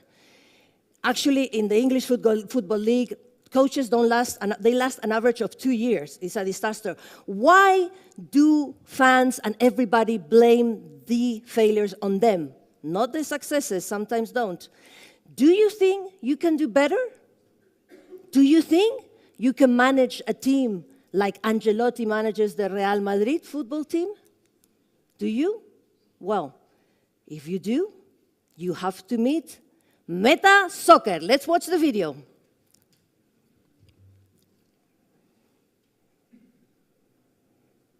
Hello, I'm Henrik Suuranen, founding partner at Play Ventures. We are a gaming-specified investor, and we have 310 million across 4 funds investing only in gaming. And we have been investors in Champion Games and their game Meta Soccer for about 2 years now. We've been very impressed with the team and the ability to execute. Of course, they have a previous exit under the belt, which explains how they can move so fast on new opportunities. With Meta Soccer in mind, we've been very excited how that platform can be used for future sports other than soccer. So we can see NBA, NFL, MLB, and other sports being built on the same platform. The team has very good traction with Meta Soccer in terms of player base and also future outlooks, and we couldn't be more excited to see how far they can go. We are excited too, and we're going to see it personally because we have Pachi Barrios here with us. Welcome, Pachi. Pachi, hombre, suffering with the jacket porque ha venido elegantísimo. He's super smart. Yeah. Además hay que hacer publicidad. Yeah, you know, take it off, hombre. Yeah, no, I'm from the north. I'm hot. Come on, Pachi, all yours. 3 minutes. Okay, so hi everyone. Thanks to Wayra for inviting us here to Investors Day. My name is Pachi Barrios. I'm the CEO and also co-founder of Champion Games, the video game studio behind Meta Soccer, with more than 5 years expertise developing free-to-play mobile games. And now I'm going to explain how we are disrupting the Web3 gaming ecosystem. So first of all, free-to-play gaming, free-to-play market is slowly growing since 2020 because basically 2 main things: the maturity of the game economies, and the other one is the privacy restrictions that are impacting negatively to the customer acquisition. Web3 is the new paradigm that will disrupt the gaming industry, creating new economies, creating new communities, and also creating new type of games. A good example is so rare that merged a category of gaming called fantasy with Web3, and they created a new blue ocean. So what we are doing is basically the same, but using a mainstream game in order to deliver a new path. And this new path has a huge opportunity because we are aiming 3 main markets in terms of market size. First one is sports gaming, second one esports, and then a young one that you will know that is metaverses. And how we are executing this path with Meta Soccer is our first release. It's a soccer metaverse that allows users to have a daily core loop and as a game. So first of all, you can create your own team in the metaverse, you can play matches, and you can earn rewards. The second thing is that there is no crypto frictionless. So this is crypto frictionless. So you don't need to know about the crypto, you don't need to own crypto, you can pay with credit card like another in-app purchase game. And the third one is a free-to-play to earn. So we really think that we can go massive, so we can attract mainstream gamers, and this is what we are doing, a free game. A free game that allows you to play for free and then to understand the value of the NFTs and the tokens while you are playing. This is our motto. And also we have established a revenue model that consists in 3 main shifters. The first one is digital merchandising. So we are selling skins, we are selling footballers, we are selling buildings. All of them are NFTs that we are selling in our own marketplace. The second one is the main one is transaction fees. We are taking an average of 5% over all transactions in the game. And finally, the sponsors that will come next year. Also, we have found a competitive advantage with 3 main shifters. The first one, licenses. We have licenses like Ronaldinho and Dani Carvajal. Both of them are playable NFTs, so you can buy, you can collect, and you can play in our metaverse, but also they are giving visibility of the project to their communities. The second one is our community. We have the biggest NFT sports community nowadays, and also they are, with more than 175K followers, they are doing content, they are doing organic content every day. That is also growing our database. And finally, technology. We have developed our own platform that allows us to pivot, to turn Web2 games into Web3 games. And our goal is to give this platform to other Web2 developers, to give them the opportunity also to bring their games into the Web3 ecosystem.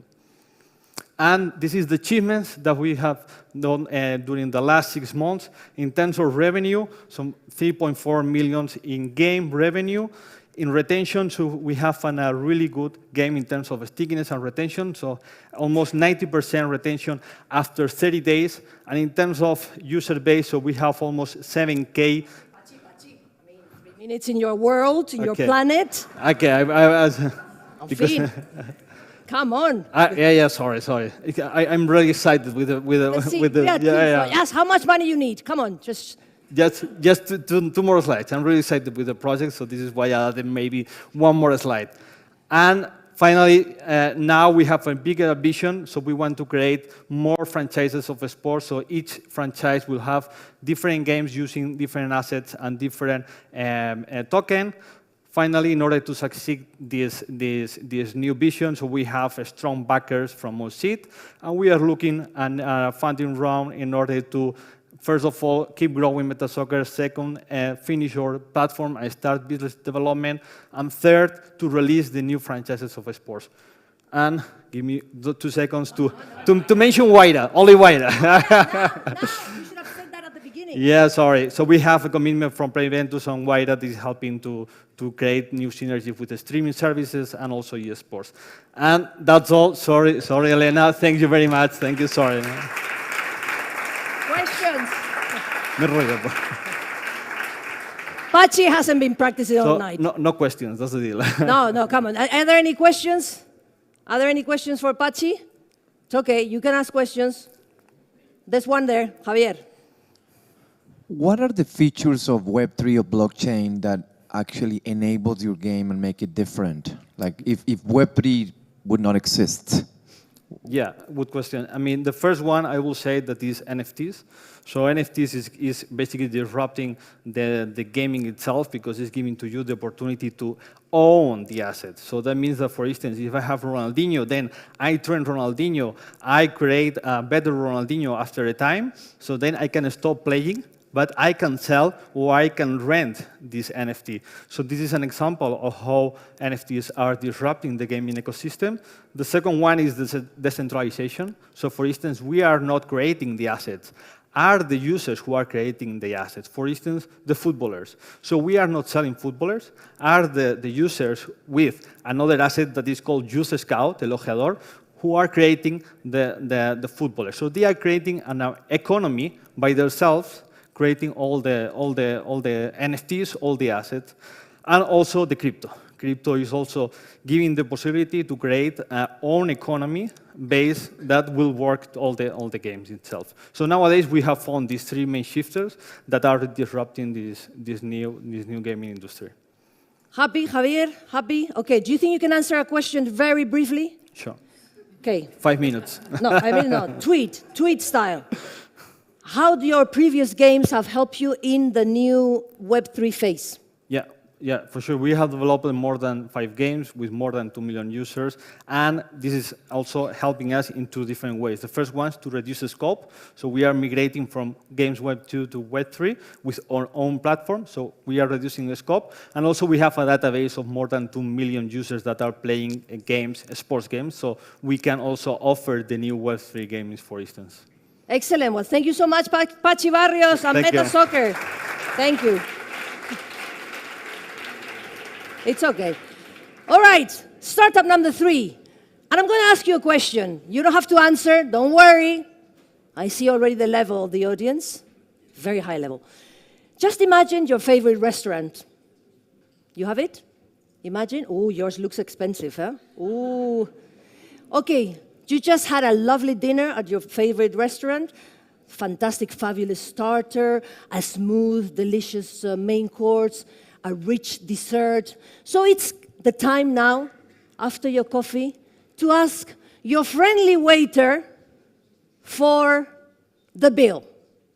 Here comes your friendly waiter with the bill. Thank you, thank you. And ooh, huh? And the bill comes with something, a little present, sweet. Don't we love it when we get something in return just like that for our payments? Don't you? Dos, que son gratis. Well, this is precisely the essence of our next startup. So please, let's watch the video of Koala.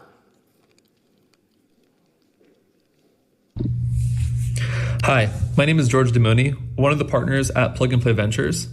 I've been lucky enough to pre-seed and seed 10 unicorns for Plug and Play so far, including some awesome companies like Rappi, Honey, Big ID, and many others. I'm very excited to introduce Koala to you today. Koala is a one-click checkout solution as a browser extension that allows users to also redeem rewards in the form of cashback. It not only reduces cart abandonment, but also increases customer experience. Koala is a market leader in Spain with over 250,000 users on the platform and over 3,000 merchants working with them. There you go. And we're going to hear everything from Rafael Rubio. Welcome. Ready, Rafael? Jimena, ready. I was born ready. Okay, pues let's do it. Perfect. Thank you. All right. Thank you so much to Wayra for allowing me to present today. Very excited to be here. And no NFTs or cryptos from me, sorry, but I'm going to present to you is it coming up? Okay, so I want to talk to you about the solution to one of the biggest problems in the e-commerce industry. And this is a massive, massive problem, a problem that costs e-commerce every year over $18 trillion. And this problem is the 70% shopping cart abandonment rate that we see in the e-commerce industry. I want you to, I like to do an exercise that brings, that helps bring this problem to, to your minds. Imagine you are in a supermarket, you're buying your groceries, and 7 out of 10 people in the supermarket decide to leave their basket on the floor or decide to stop the cart and just leave the store. Imagine what a mess that would be. So that is what is happening in e-commerce every single day. 61% of the reasons for the shopping cart abandonment rate are related to the checkout process. So I think this is something we can all relate to. We have all had products in the basket, we're ready to buy, and we decide, we have time to think about it, and we say, okay, maybe it's too expensive right now, or I shouldn't be buying this, and we decide to abandon the purchase. So in Koala, we have solved this by simplifying all the process into a single click, and at the same time rewarding the user for shopping. So with the one-click checkout, what we do is we eliminate all those friction points that the user has when they're buying online through the checkout process, and we also reward the user at the same time with cashback for buying, for being loyal to their favorite e-commerce stores.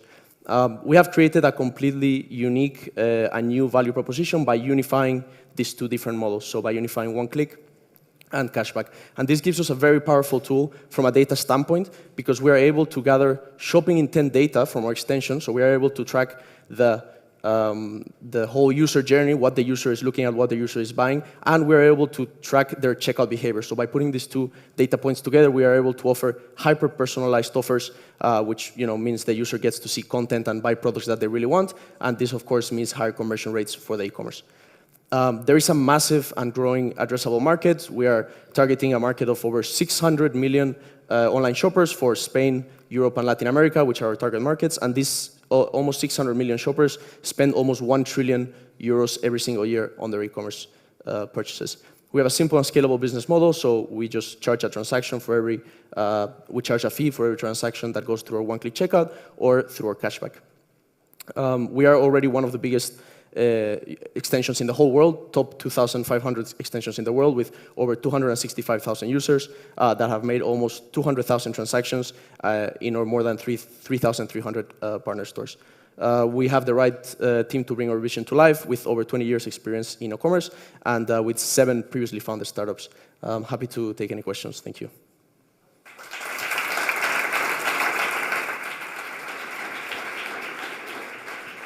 9 seconds, you still had 9 seconds. You could have given those to Pachi. Questions for Koala? Sabéis que pap mouse.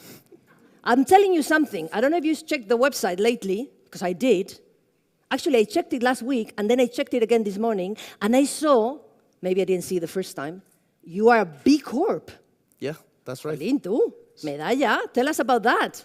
Yeah, so we thought it was really important to add that sustainability angle. So what we did was partner with a company called Ecology. So what we do is we plant 1 tree and we do carbon offsetting for every transaction that goes through Koala. So that's also our way. It's okay, now you don't have to run. We have time. Okay. I just get really excited about B Corp, and that's something really important for us. So, so we do carbon offsetting. So if you're ordering, if you're ordering something that's coming from China, for example, obviously it's going to have a bit of a carbon footprint. So you can offset that by buying through Koala, and we do that for you. So yeah, we got a B Corp certification. B Corp certification, and not only that, but top 10 in Spain, one of the leaders in Spain for B Corp. So yeah, that was very exciting. No has fardado nada. You have to be proud. You're going to learn Spanish by the end, Tyler, by the end of this, because Tyler's come all the way from Nashville. So if you think Paloma Castellano, it was worth it, imagine for poor thing coming here and all speaking Spanish. Questions for, another question, last one. I was wondering, just last one. Oh yes, there's one question there. Thank you. Hi, I'm MJ from KPN. Thanks for your presentation. Can you tell a bit more about how the cashback works? Because I'm interested in that. Yeah, of course. So cashback is, very, it's a loyalty program, right? In which the way it works is we partner with the e-commerce store, right? So we partner with them and we tell the user, look, we're going to give you some money back if you buy, right? If you buy at the store. So it's a win-win-win because we basically incentivize the user. That user, since they know they're getting some money back, they're more likely to buy. That's where the increased conversion rate comes and the drop in shopping cart abandonment. So the store pays us a commission for that. They said, okay, thank you, you brought this user, and I promised the user I'm going to give them something back, so I give them part of that commission. So that's how it works. Happy? Okay, there's no more time for questions. Sorry, thank you so much, Rafael Rubio. Thank you. Thank you. That got that way. Okay. All right. Another easy question for you guys. What is this? What is this? Well, it's a box of nuggets. Right. And now, what is this? Or who is this? Who? I'll do it again. Usain Bolt. All right. Come on, I know I don't have the same body. What is the relationship between these two, you may think? A lot of you know. Legend says, and not only Legend, but himself, in an interview, it's in YouTube, that whilst the Olympic Games in Beijing, he ate an amount of 1,000 chicken nuggets. You may be thinking, forget eating healthy if Usain Bolt does this. Okay, let me warn you, he's probably the only person in the world that can do that and stay healthy. This is a very unique exception. Don't repeat this at home. It doesn't work. Then when you see, The truth is that elite athletes, they need to have an extremely compensated and healthy diet. Actually, Serena Williams is vegan. She doesn't eat any sugar, and she feeds herself on nuts, on vegetables, quinoa. That could be the difference between failure and success. But it's not easy to know how to produce your own diet to make the best performance. There's so many factors that take part. No, my friends, I bring you the solution. We're going to meet now India. The video. Hola a todas y a todos los que formáis parte de India. Estoy encantado de unirme a este proyecto que sitúa la nutrición en el centro y ayuda a deportistas amateurs a mejorar su rendimiento. Siempre he pensado que alimentarse bien es clave para alcanzar cualquier objetivo, sea deportivo o profesional, pero sin duda la mejora tecnológica nos permite afinar mucho más en este propósito. Cuando me presentaron el proyecto, me encantó ver cómo India aprovecha la información que aportan distintos dispositivos para configurar unas pautas de alimentación que permiten al deportista rendir adecuadamente. Pero más allá de los datos, me gustó comprobar que detrás de estos números existen personas, profesionales de la nutrición, que asesoráis y ayudáis al deportista en ese día a día. Ya sabéis que siempre digo que lo importante es el viaje. El acompañamiento y vuestra labor es indispensable para conseguir el éxito. Por eso, desde aquí os animo a seguir en vuestro empeño. No perdáis nunca esa ilusión y esa esencia que será la que os lleve a superar en equipo cualquier dificultad que surja. Nos vemos muy pronto. I really hope so, Pau Gasol. Let's welcome Javi Guerrero. Javi, with this introduction, it's not fair, you know? Half of the pitch is done. Thank God this is not a competition. Pau Gasol. Pau Gasol, for those of you who were living in a cave the last few years, look what I do with the... Yes. This doesn't work in India. Thank you. And he's going to give us all the details. All yours, Javi. Thank you.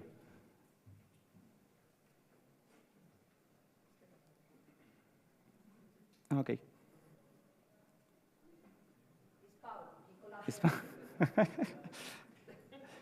I see on the screen, but not here. A pelo, A saco paco, as we do with the entrepreneurs, no? Yeah, okay, it's on. What a pressure now. Well, hi everybody. My name is Javi Guerrero, and I'm the proud CEO of India. India is a company that helps athletes to improve their performance through nutrition and technology. We are a subscription SaaS B2C. We currently have 3 different plans: amateur, AmaPro, and professional, and all of them have very good usage data. We designed these plans to give athletes the best experience depending on their mindset and performance. We started the company in 2014 with a 100% offline business model. With COVID and lockdown, we decided to bet everything to validate our hypothesis that the sport nutrition could work in a 100% online business model. And now we can say that we have achieved it because we have grown 400% since then. We focus on people that have sports challenges. We call them AmaPros, and they invest a lot of money in their performance, and we love it. There is a huge market, more than 100 million AmaPros in the world, and more than 600 amateur sport people in the world. And a lot of people, more than 3 billion, make sports frequently in their day-to-day. The last 10 years of experience have provided us the knowledge to understand the three main problems in sport nutrition. First of all, is nutrition is not working in real time. And the problem is the athlete's context changes every minute. The second one is nutrition is not flexible.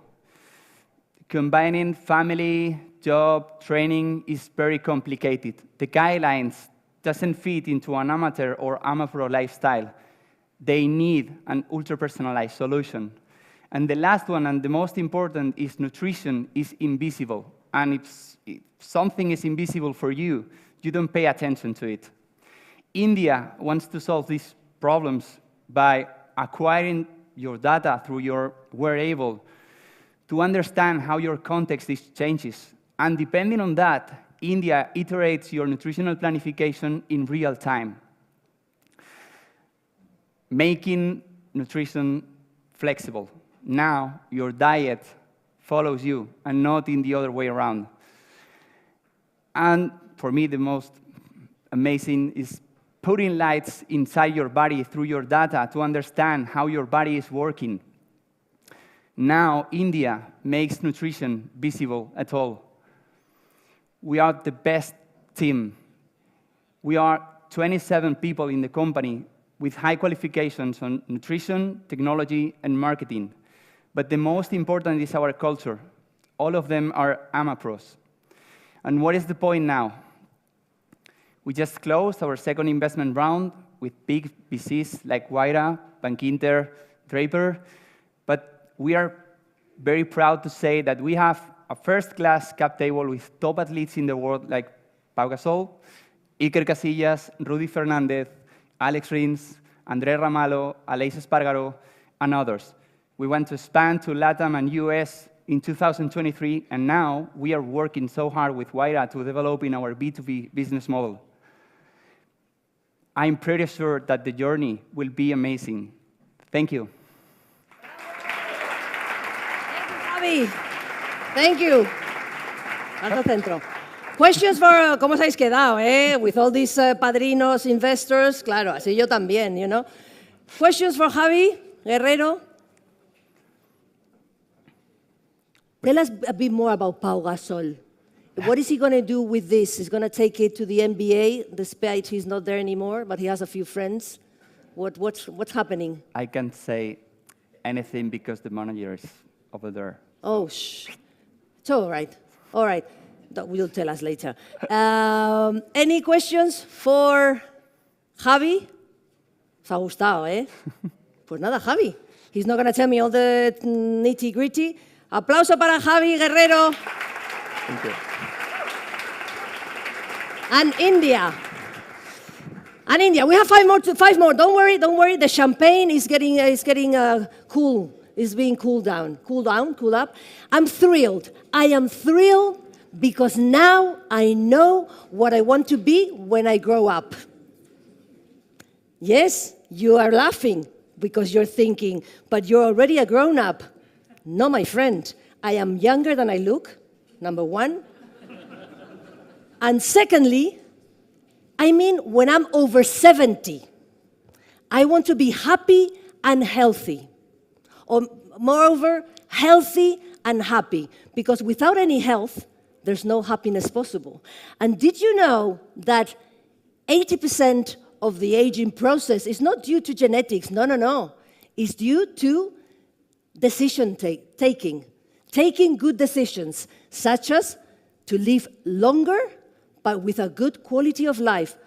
I'm going to repeat this. Longer, but with a good quality of life, because the percentages of the people that live longer but with no quality of life would surprise you. But I'm going to let our next team tell you everything about it and how they managed to do this. So we're going to see the video of Rosita.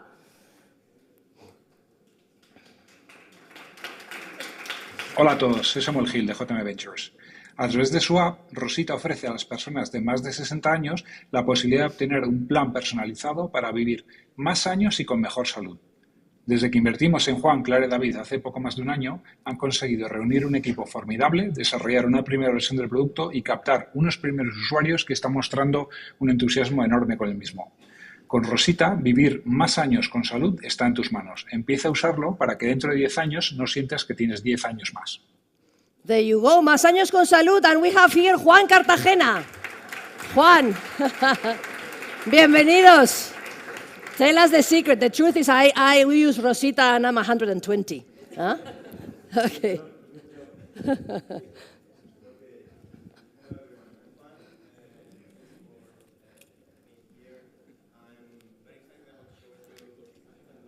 Juan, wait, I don't think we can hear him. Can we hear him? Yes? Hello? Yeah, okay. no. I'm going to start giving you some context about the whole piece of longevity, because there is a lot of information out there. It's just quite difficult to understand what's going on. All of you know that the life expectancy in Western countries is around 85 years. It's a well-known number. We know about it. Maybe women, it's a couple more years. And also because of COVID, it has gone down a couple. What most people don't know is that healthy life expectancy is only 65. This is a number by the World Health Organization and by Eurostat. It's not a number I'm making up. And so this number has also gone down by a couple of years because of COVID.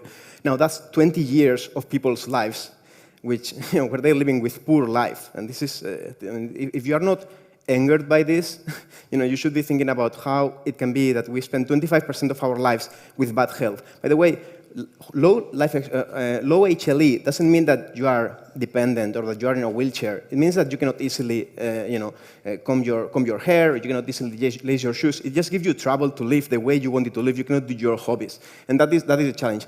We exist to increase life expectancy or healthy life expectancy by 5 years, because the anger is that many of those years are preventable with the adequate strategy.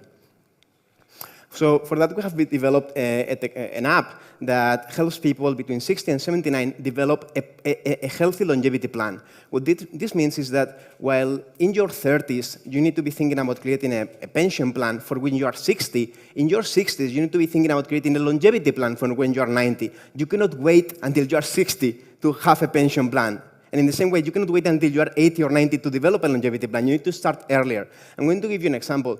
70% of seniors over 65 suffer from osteoarthritis. Osteoarthritis is a disease, it's a pain that hurts every day. And we're thinking of startups should focus on solving the pain. Well, this pain hurts 365 days a year. Probably most of your parents have it, because as I said, most people have it. It's a degenerative disease. All of you will have it. It is true. Now, because people have pain, they become more sedentary. Then they stop going to church, they stop going out, they don't want to do as many things because it hurts, back, knee, etc. So they start to see more telecinco. Telecinco leads to sarcopenia. Sarcopenia is the loss of muscle mass. And when people cannot easily stand up from their chairs, they become dependent. This is a 20-year process, and our public systems are not prepared to deal with this. If I break my arm, I go to the hospital today and I get the surgery. But if I'm developing osteoarthritis that leads to frailty and this disease that is aging, the whole aging process, if I go to the doctor, they will just give me a Nolotil. Yeah? And 2 months later, they give me 2 Nolotils, because that's the only thing they can do, and this can be managed. So Rosita gives you first an indicator of where you are. So if we give you a physiological age. So if you are, in Rosita, you are 82, but you are chronologically 78, you're 4 years behind. You need to do something about it.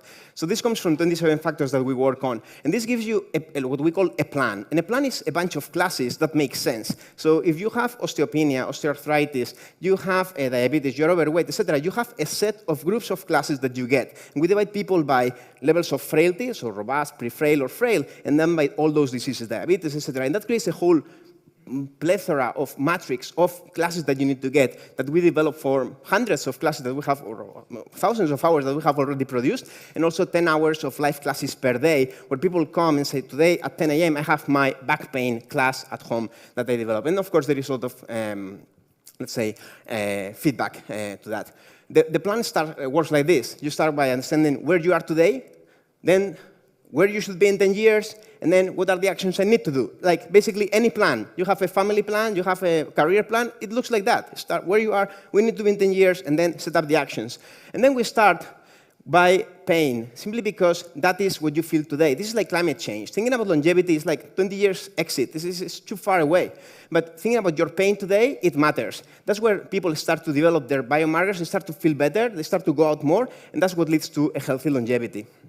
Our results are such that I'm going to pass through this. I think that this one is the most important.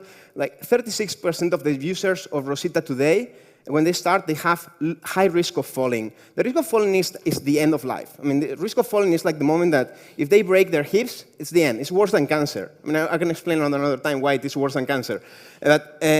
After 2 months using Rosita, it drops to 6%. We're talking of people who could barely move, they could barely stand up from the chair, and 2 months later, they can live normal lives. They are reintegrated into society. This is another example, this violin chart. People before using Rosita, an average of 4 pain, from a level of between 0, like no pain, to 10, the worst imaginable pain, and it goes down towards 0 and 1. It's ridiculous. 50% DAO over MAO, this is like a chat app. It's ridiculous. They are all day on the app. And you were not expecting to see artificial vision in a company called Rosita, but we are using all sorts of biomarkers to understand things like gait analysis. I'll give you an example. My grandmother, who's 96, she works like this, right? She barely moves her knees. This is a good indicator for understanding end of life. And as I said, frailty is not something that happens, like this. It happens so slowly that you have to prevent it. You need to do it years earlier. And we have created a technology with the biomech. What? You didn't get the briefing of the 3 minutes, no? You didn't. I did, but I thought you were going to stop me. I am here, I'm trying. Anyway, good technology subtly, to measure people in advance. I'm too subtle. Come on, just. We're done. We're done. The team, the great team. They all have a great team. Biotech people, the odontologists. Anything else? Stuff. Anything else? No, it's all good. All good. Come on, un aplauso a Rosita. Thank Juan, you. venga. Vente. Yeah. A ver. Any questions? Porque como habla tan rápido, he speaks so fast. We have one from Itxaso. Can you pass a microphone for her, please? Hi, thank you for that. Juan, it's great to see you again building companies. I love it. How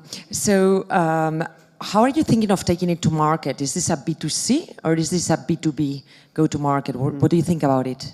So we have started B2C, and the ARPU is about 20 euros per month. It's actually ridiculous that our main channel for distribution is TikTok. You would not believe that, but we have over 80,000 followers who are over 60 from TikTok. And it's just that there's a good combination of people who want to be active and do things with people who are in that kind of platform. Over time, we're going to move to B2B, but these numbers that I showed earlier are only a couple of months old. So before that, insurance companies were asking me, but does this really work? And now I'm actually able to tell them. So next month, I will be in Florida, and I'm talking to different clinics, hospitals, insurance companies, etc., to discuss how this could be taken to places such as Medicare. As you know, Medicare is highly deficitary.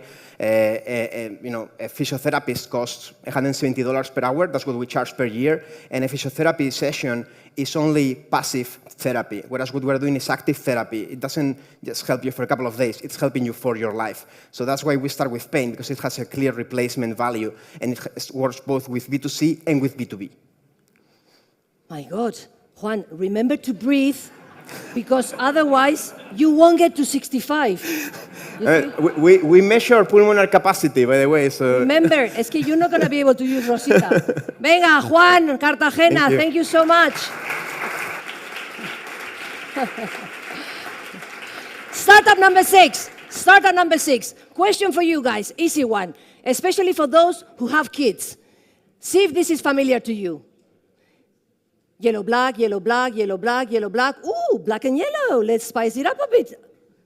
This is from a movie. Which film? B-movie. That's right. Have you seen B-movie?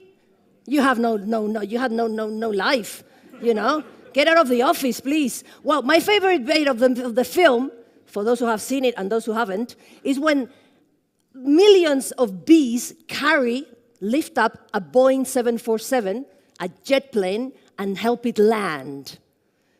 And you might be wondering, how many bees do you need to create so much lifting power?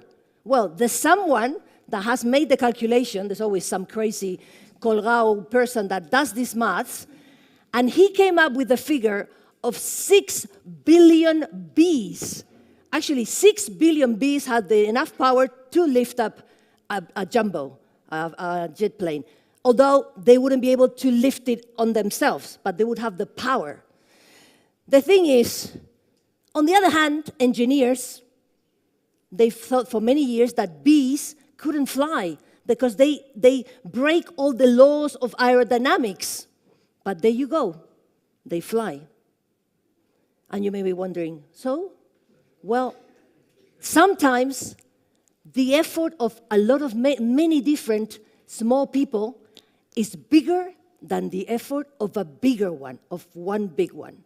This is the essence behind our next startup. We're going to see their video. Let's welcome Essing Solar. Hello, my name is Juan Quintana. I'm an investor and advisor in companies like Citybox or Hyperloop. A year ago, like other investors such as Wayra, I fell deeply in love with Usain, his team, the vision of the founder for the future in a potential market of 20-50 billion for the year 2026. Usain is a B2B platform with 1 million projects worth over 7 billion euros. And the main mission of the company is to simplify the photovoltaics value chain. We have already customers such as Telefonica, Eni, or Iberdrola in 12 countries. What role do you think will photovoltaics play in the energy challenge we are facing nowadays? Ole, mira qué chulo, Juan Quintana. He leaves us with that question, but he's going to answer. Here he is. We receive our one and only Essing here. Alberto Cortés, se me ha ido de la emoción. Alberto Cortés, the driving force behind Essing, Yeah, the one that exactly. wants all these little bits instead All of together. All together. Alberto, Yeah. with that presentation and with this company, the pitch is done. Yeah. So take a seat. Goodbye. Bye. Go ahead. I don't have so much energy than the rest of the pitches. So we are in solar. We have an obsession, the obsession of the transition of our society to clean energy. I've been working in photovoltaic sector for 18 years, and these two words are everything for us. In our platform right now, there's 5 new projects every minute sent to customers in the world. We have 50 new users a day registering in our platform that share our vision to transition to clean energies. We generate 3.3 million in recurrent revenues in this SaaS model right now. From companies such as Solar 360, as Oscar was saying, they only partnership with the best companies. So they rely on us just to build a business model around our technology. So innovation is in our DNA. We were the first company allowing remote design using Google Maps. We were the first company completely integrating the whole value chain of the solar sector. And we are the first company mixing technology with operative capabilities and networks. For a market that was expected to double by 2026, and that was before the Ukrainian crisis, that changed all the rules to a market that we really don't know the new market size, but we are sure that it's going to be huge because it doesn't matter where you point your finger to what country, they are empowering the energy transition or the re-electrification of the economy, right? So we know that the figures are going to be amazing. And then we ask ourselves, are we ready for that hype, really, as a market? And we've seen and we have experienced, for example, in this year, that we have, I would say, double or triple the volume, that we have a problem in the last product, in the last mile of the product sale, right? And we have a lack of qualified manpower. We have a lack of technology to make efficient the relationship between companies. And we have still manual processes that hold us down, and we need to automate. right? And this is happening because our experience, we have worked with many, many companies, and we see always the same behavior. So everyone is building their own isolated ecosystems. So they are repeating the same cycle over and over again. So they are having the same learning curves. They are having the same extra costs. They are fighting for the same partnerships in the market. So we are seeing as the bees that Elena was saying, they are working individually. So they don't have enough lifting power just to push up the plane, right? So what we think in solar that we have to do in the market to really meet the expectations that are in our sector is to break those isolated ecosystems. So this is why we have created the first network orchestrator in the solar sector. So we have brought from other sectors the business model that works. So we make everyone collaborate with each other through our solution, right? So this will help us in two ways. One is to increase our addressable market by 35, adding new monetization line to the SaaS business model that we have, and will help us to lead the transition, as we were saying at the beginning of the presentation, for the energy transition worldwide. So thank you.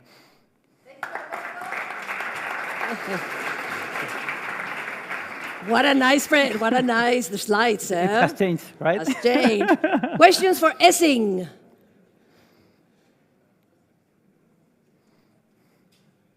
No questions? You think about it? Ah, ya me parecía a mí. Raro. Hombre, con este cohete, we have a rocket here. Hi, this is Oscar from SOSV. I wanted to understand what's your breakdown in terms of revenue coming from SaaS and other sources of revenue, and if you're having also like e-commerce revenue and some other services. Exactly. And right now we have 60% of the revenues coming from SaaS, and 60% and 40% coming from the first prototype of the network orchestrator, which actually is working manual right now. Is we are digitalizing it also to work through platforms. Oh, that's how I like it. Short to the point answers. Pachi. Like an engineer. Pachi Barrios. Okay, anything else? Well, we're going to be around afterwards, so in case you can't control yourself, Alberto will be around. Thank you so much, Essing Solar and Alberto Cortés. Starter number 7. Question, rhetorical question, unless you want to raise your hand. Are you familiar with the word Ubuntu? Ubuntu? Are you familiar? Those mumbling in the background, not listening to me? I know who you are. No drinking, no eating. Ubuntu is a South African word, comes from the Zulu, and it means humanity. Well, it doesn't translate exactly into English, but it means humanity to others. It places the community's well-being before the individual well-being. So it places the community is the power behind each individual, and vice versa. In a way, they say, I am what I am because we are one. It's a very holistic approach, Ubuntu. But if there is a field where the sense of community is paramount, is the music industry. Fans make the world go round.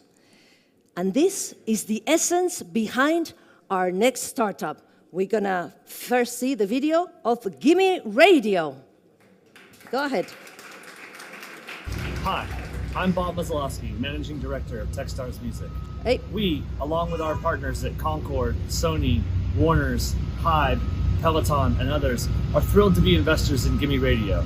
We think Gimme Radio is at the forefront of what Radio 2.0 might look like. Please pay attention to how Tyler is growing ARPU and interaction between fans and artists via community and online purchase. And now, it's my pleasure to introduce to you Tyler Lenane, CEO of Gimme Radio. Well, there you go, Tyler Lenane. Woo! Tyler. He's come all the way from Nashville, guys. Double drinks and double food for you, my friend. Please, thank you. So, come on, hit Excellent. Thank you.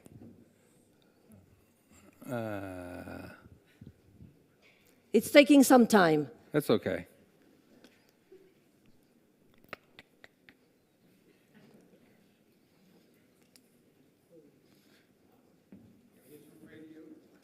Ah, there we go. There we go. Okay, music fans. These are the people that go see every concert. They buy the T-shirts. They collect vinyl records. These fans, and some of you may be music fans, they are only 17% of the music market, but they spend 61% of the money. By 2030, that's expected to be 71 billion euros a year. And right now, there is a war going on to control these fans. And if you don't believe me, take a look at the companies that are fighting this war. Every single company on that slide, from Spotify to Apple, is fighting for the ownership of the fan, and they're all failing. They're failing because they don't know how to give fans what they demand. Interactivity with other fans, direct access to artists, an authentic, always-on experience that they can call home. And that's what Gimme has done for the last few years. We've super served the fan, and we're actually generating revenue in market. Because we know something that those other companies don't know. That if you want to attract the fan, you want to keep the fan, and you want to monetize the fan, you got to build communities. Highly engaged networks of fans and the artists they love. And today we have two communities in market. One that's focused on country music and one that's focused on heavy metal. Let me tell you how it works. Gimme Radio works with artists to create exclusive audio programming. We've worked with over 1,500 artists to date. Those artists then bring their fans onto our apps where they can hear that audio programming and where the artist and the fan can interact in real time. As that fan is engaged with the community, Gimme is able to merchandise and market effectively and efficiently and get these fans to spend. And they don't just spend in one way. These guys are subscribing to digital services, they're buying merchandise, they're buying tickets, they're tipping artists, and it's working. Just last month, we did over 83,000 euros in sales. That's with two small genres, a $1 million company. And the best part is these fans are spending a lot. They're spending 123 euros on average per year. Now, when you compare that to Spotify, who's spending 54 euros, I think you can see that Gimme is satisfying and serving these fans. And so it's time to accelerate. I'm out raising a €5 million round to bring the Gimme experience to rock, hip-hop, dance, flamenco. And with Telefonica as our partner, we can take those experiences and localize them for Latin America and Europe. And I'm the person to do this. My name is Tyler Linnane, and I'm the CEO and founder of Gimme Radio. I spent years at executive level positions at companies like Apple, Beats Electronics, Napster. A lot of what we know as the digital music landscape today, I helped define. And Gimme is my vision for the future. And the industry has validated this vision. Sony Music, Concord Music, two of the largest record labels in the world, have repeatedly invested in Gimme. iHeartMedia, United States' largest radio company and one of the world's largest media companies, is an investor. And every one of those three companies is committed to participating in that €5 million round. So if you want to join these industry heavyweights, build the future of digital music today, and create billions of dollars in opportunity, please come see me after all the presentations. Thank you. Thank you, Tyler. Of course. Stay. Of course. We'll come and see you. Came all the way. We can go all the way there to the bar. Questions for Tyler? Gimme Radio. Questions? They're thinking. I have one question because amongst your investors, correct me if I'm wrong, I have iHeartMedia, The Orchard, Concord, Metal Blade Records, Rice House Entertainment, and Quartz Hill.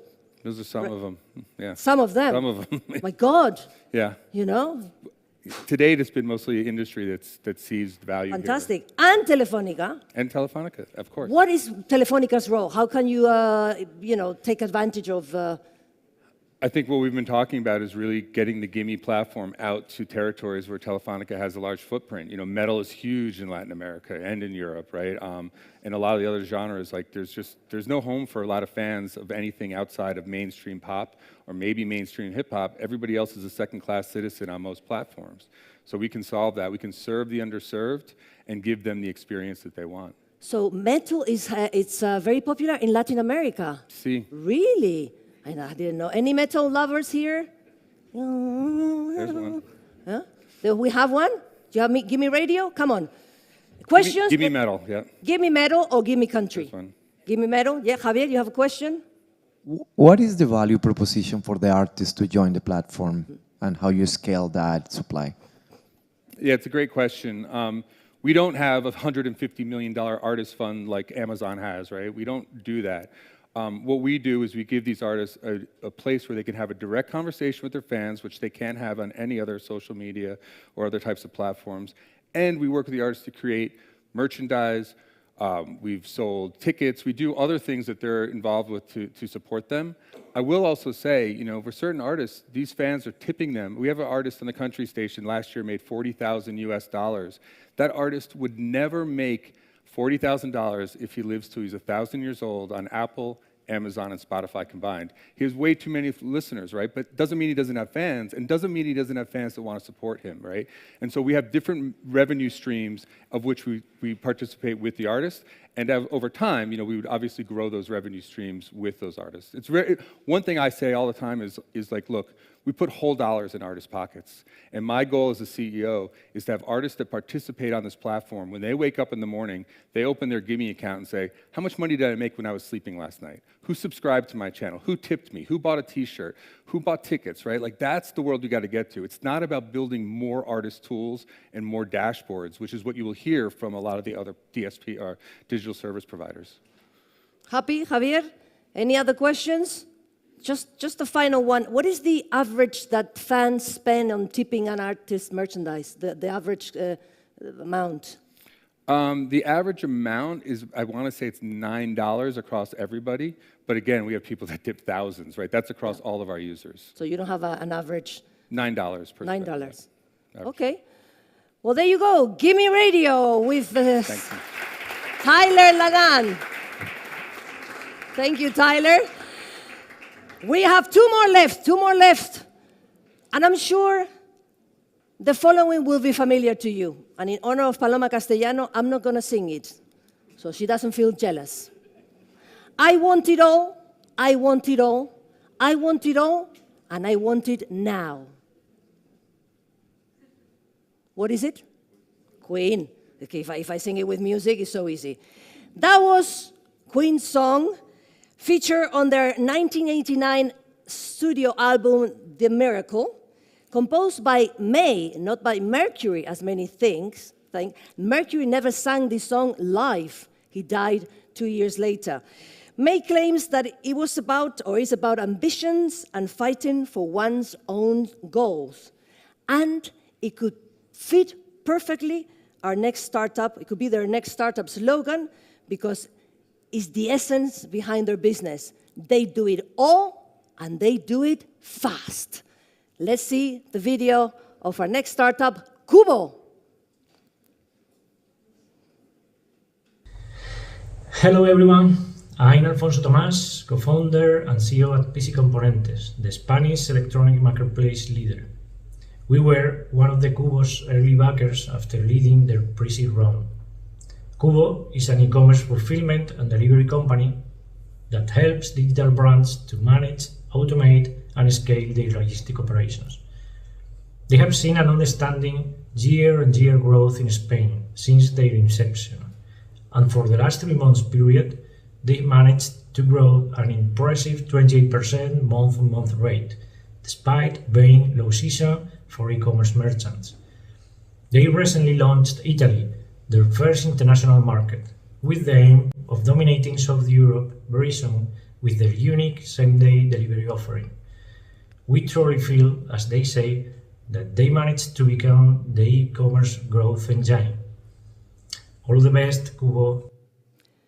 And here we have with us For Cubo, Victor Garcia.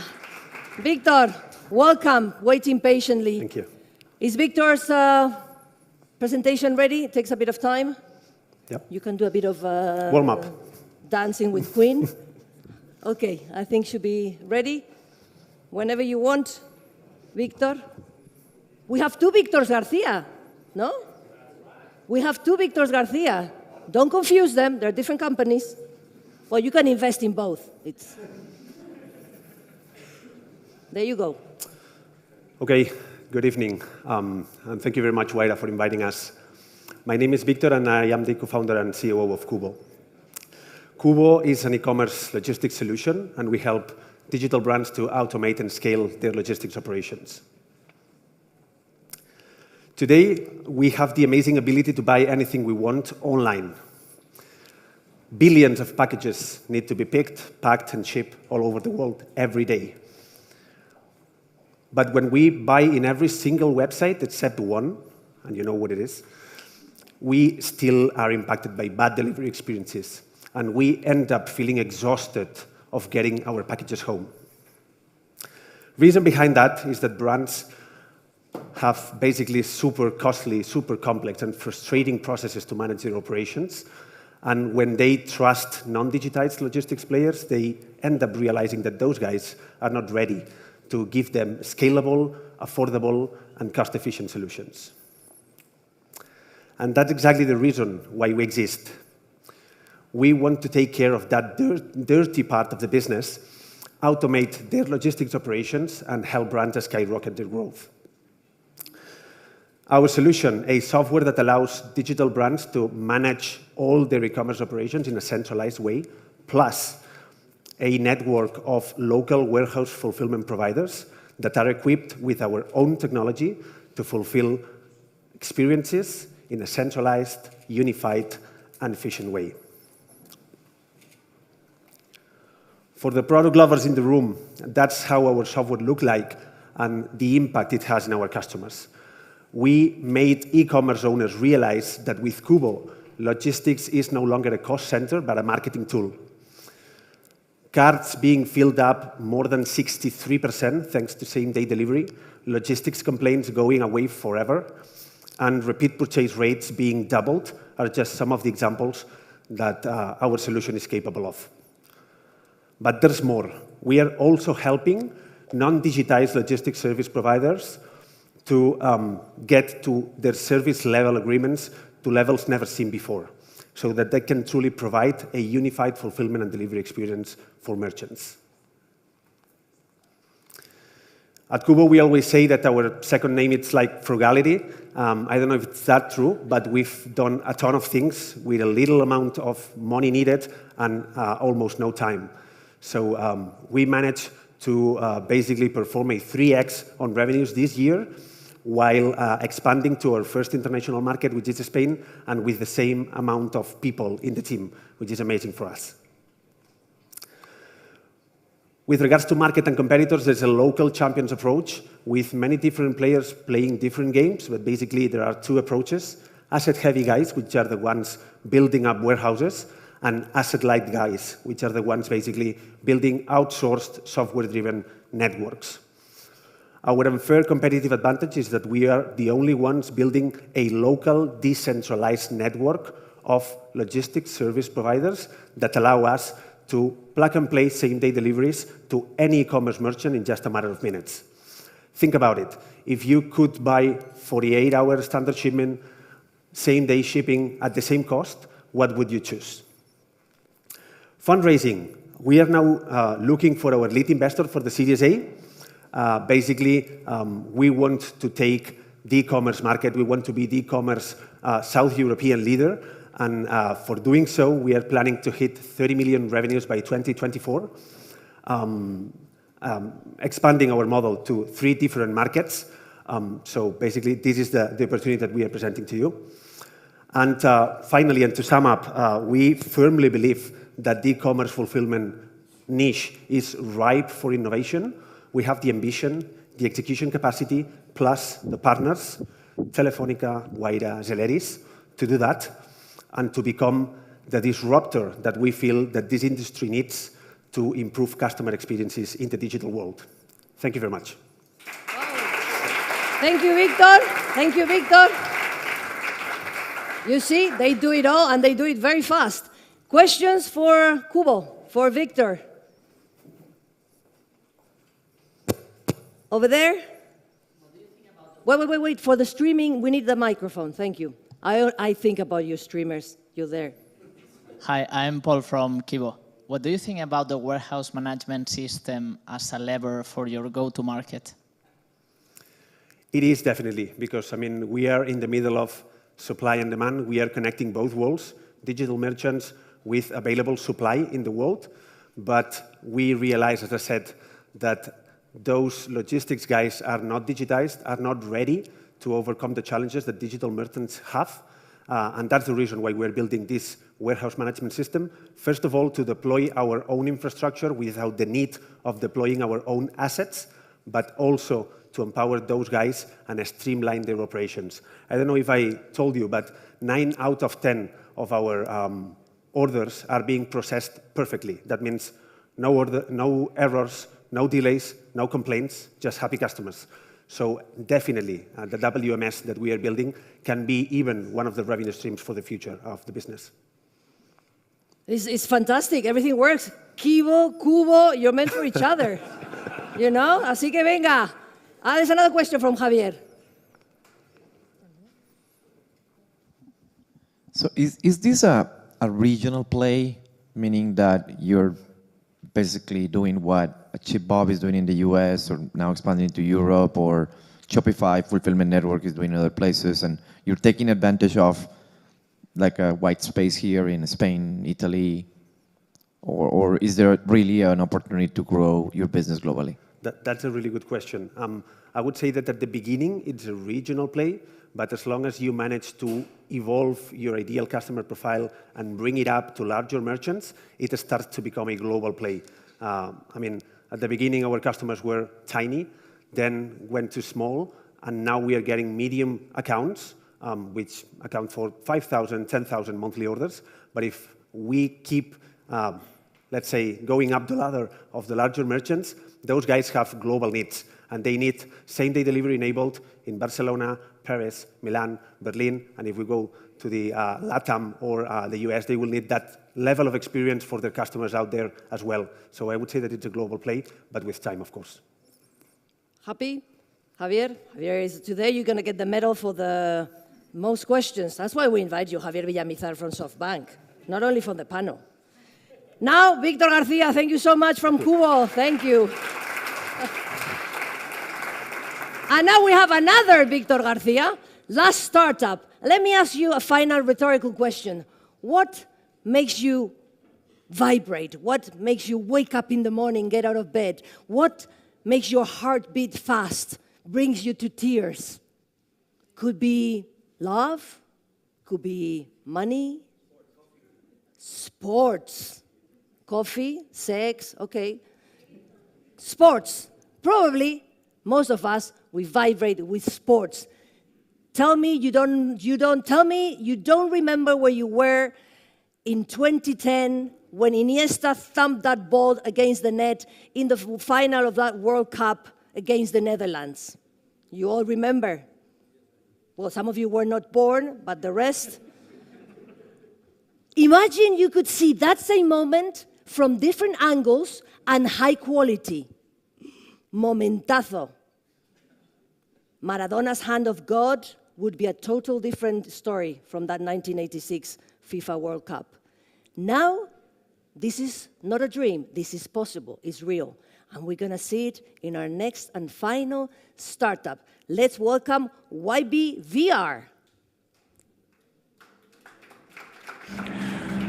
Hello, everyone. My name is Tepe Tsui. I'm the managing partner of the GFO fund, US-based seed-stage fund focused on media entertainment sectors. We met Hector and his team 6 years ago, and we are super impressed with their technology and vision, and invested in them. And we've been working closely with them since 2017. Based on their unique technology, YBVA offers the best immersive live sports entertainment experiences in VR and smartphones. They are now working with their customers like EuroLeague, X Games, Wimbledon, and many more big names. And most recently, Facebook Meta, with the launch of the X Stadium, the home of live sports in the metaverse. So I'm really excited to introduce YBVR to you all. Please. Welcome, Victor Garcia from YBVR. Thank you, thank you. Last but not least, and for those of you who are wondering, is Yerba Buena VR, virtual reality, and Yerba Buena is the name of the street where they started. So that's done, okay? Don't ask that silly question. I've already answered that. But that's such a... Okay, I know everything about you. You know, that's what it means. And now, are we ready? All yours, Victor. I think we are we? Yes. No. Well, kind of. Well, hello everyone, I'm Victor. I'm one of the founders of YBVR. And basically what we're doing is we're bringing the intensity of live sports events to the virtual worlds. Basically what we are seeing is something that maybe many of you who are in the media industry have seen already. It's the fact that media habits are changing. And this notion of watching an event and being just a passive observer doesn't exist anymore. Watching is changing to experience, and we believe that a strong experience needs to at least have these three components. It needs to be immersive, you need to feel inside the action.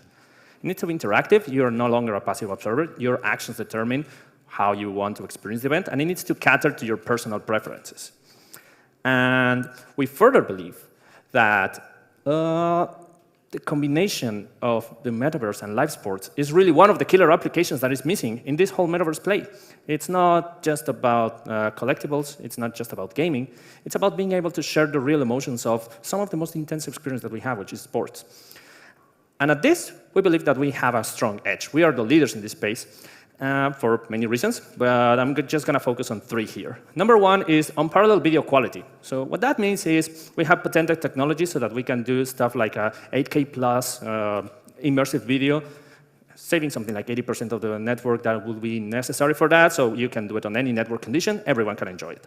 Best user experience basically means that we have catered to being able to do a very seamless watching experience, to be able to do it in a very polished way, thinking of the sports fans first, and being able to do it across many platforms. So you can think your mobile phone, you can think your smart TV, you can think your PC, and of course, most importantly for us, the VR headsets, which is where the real good experience is.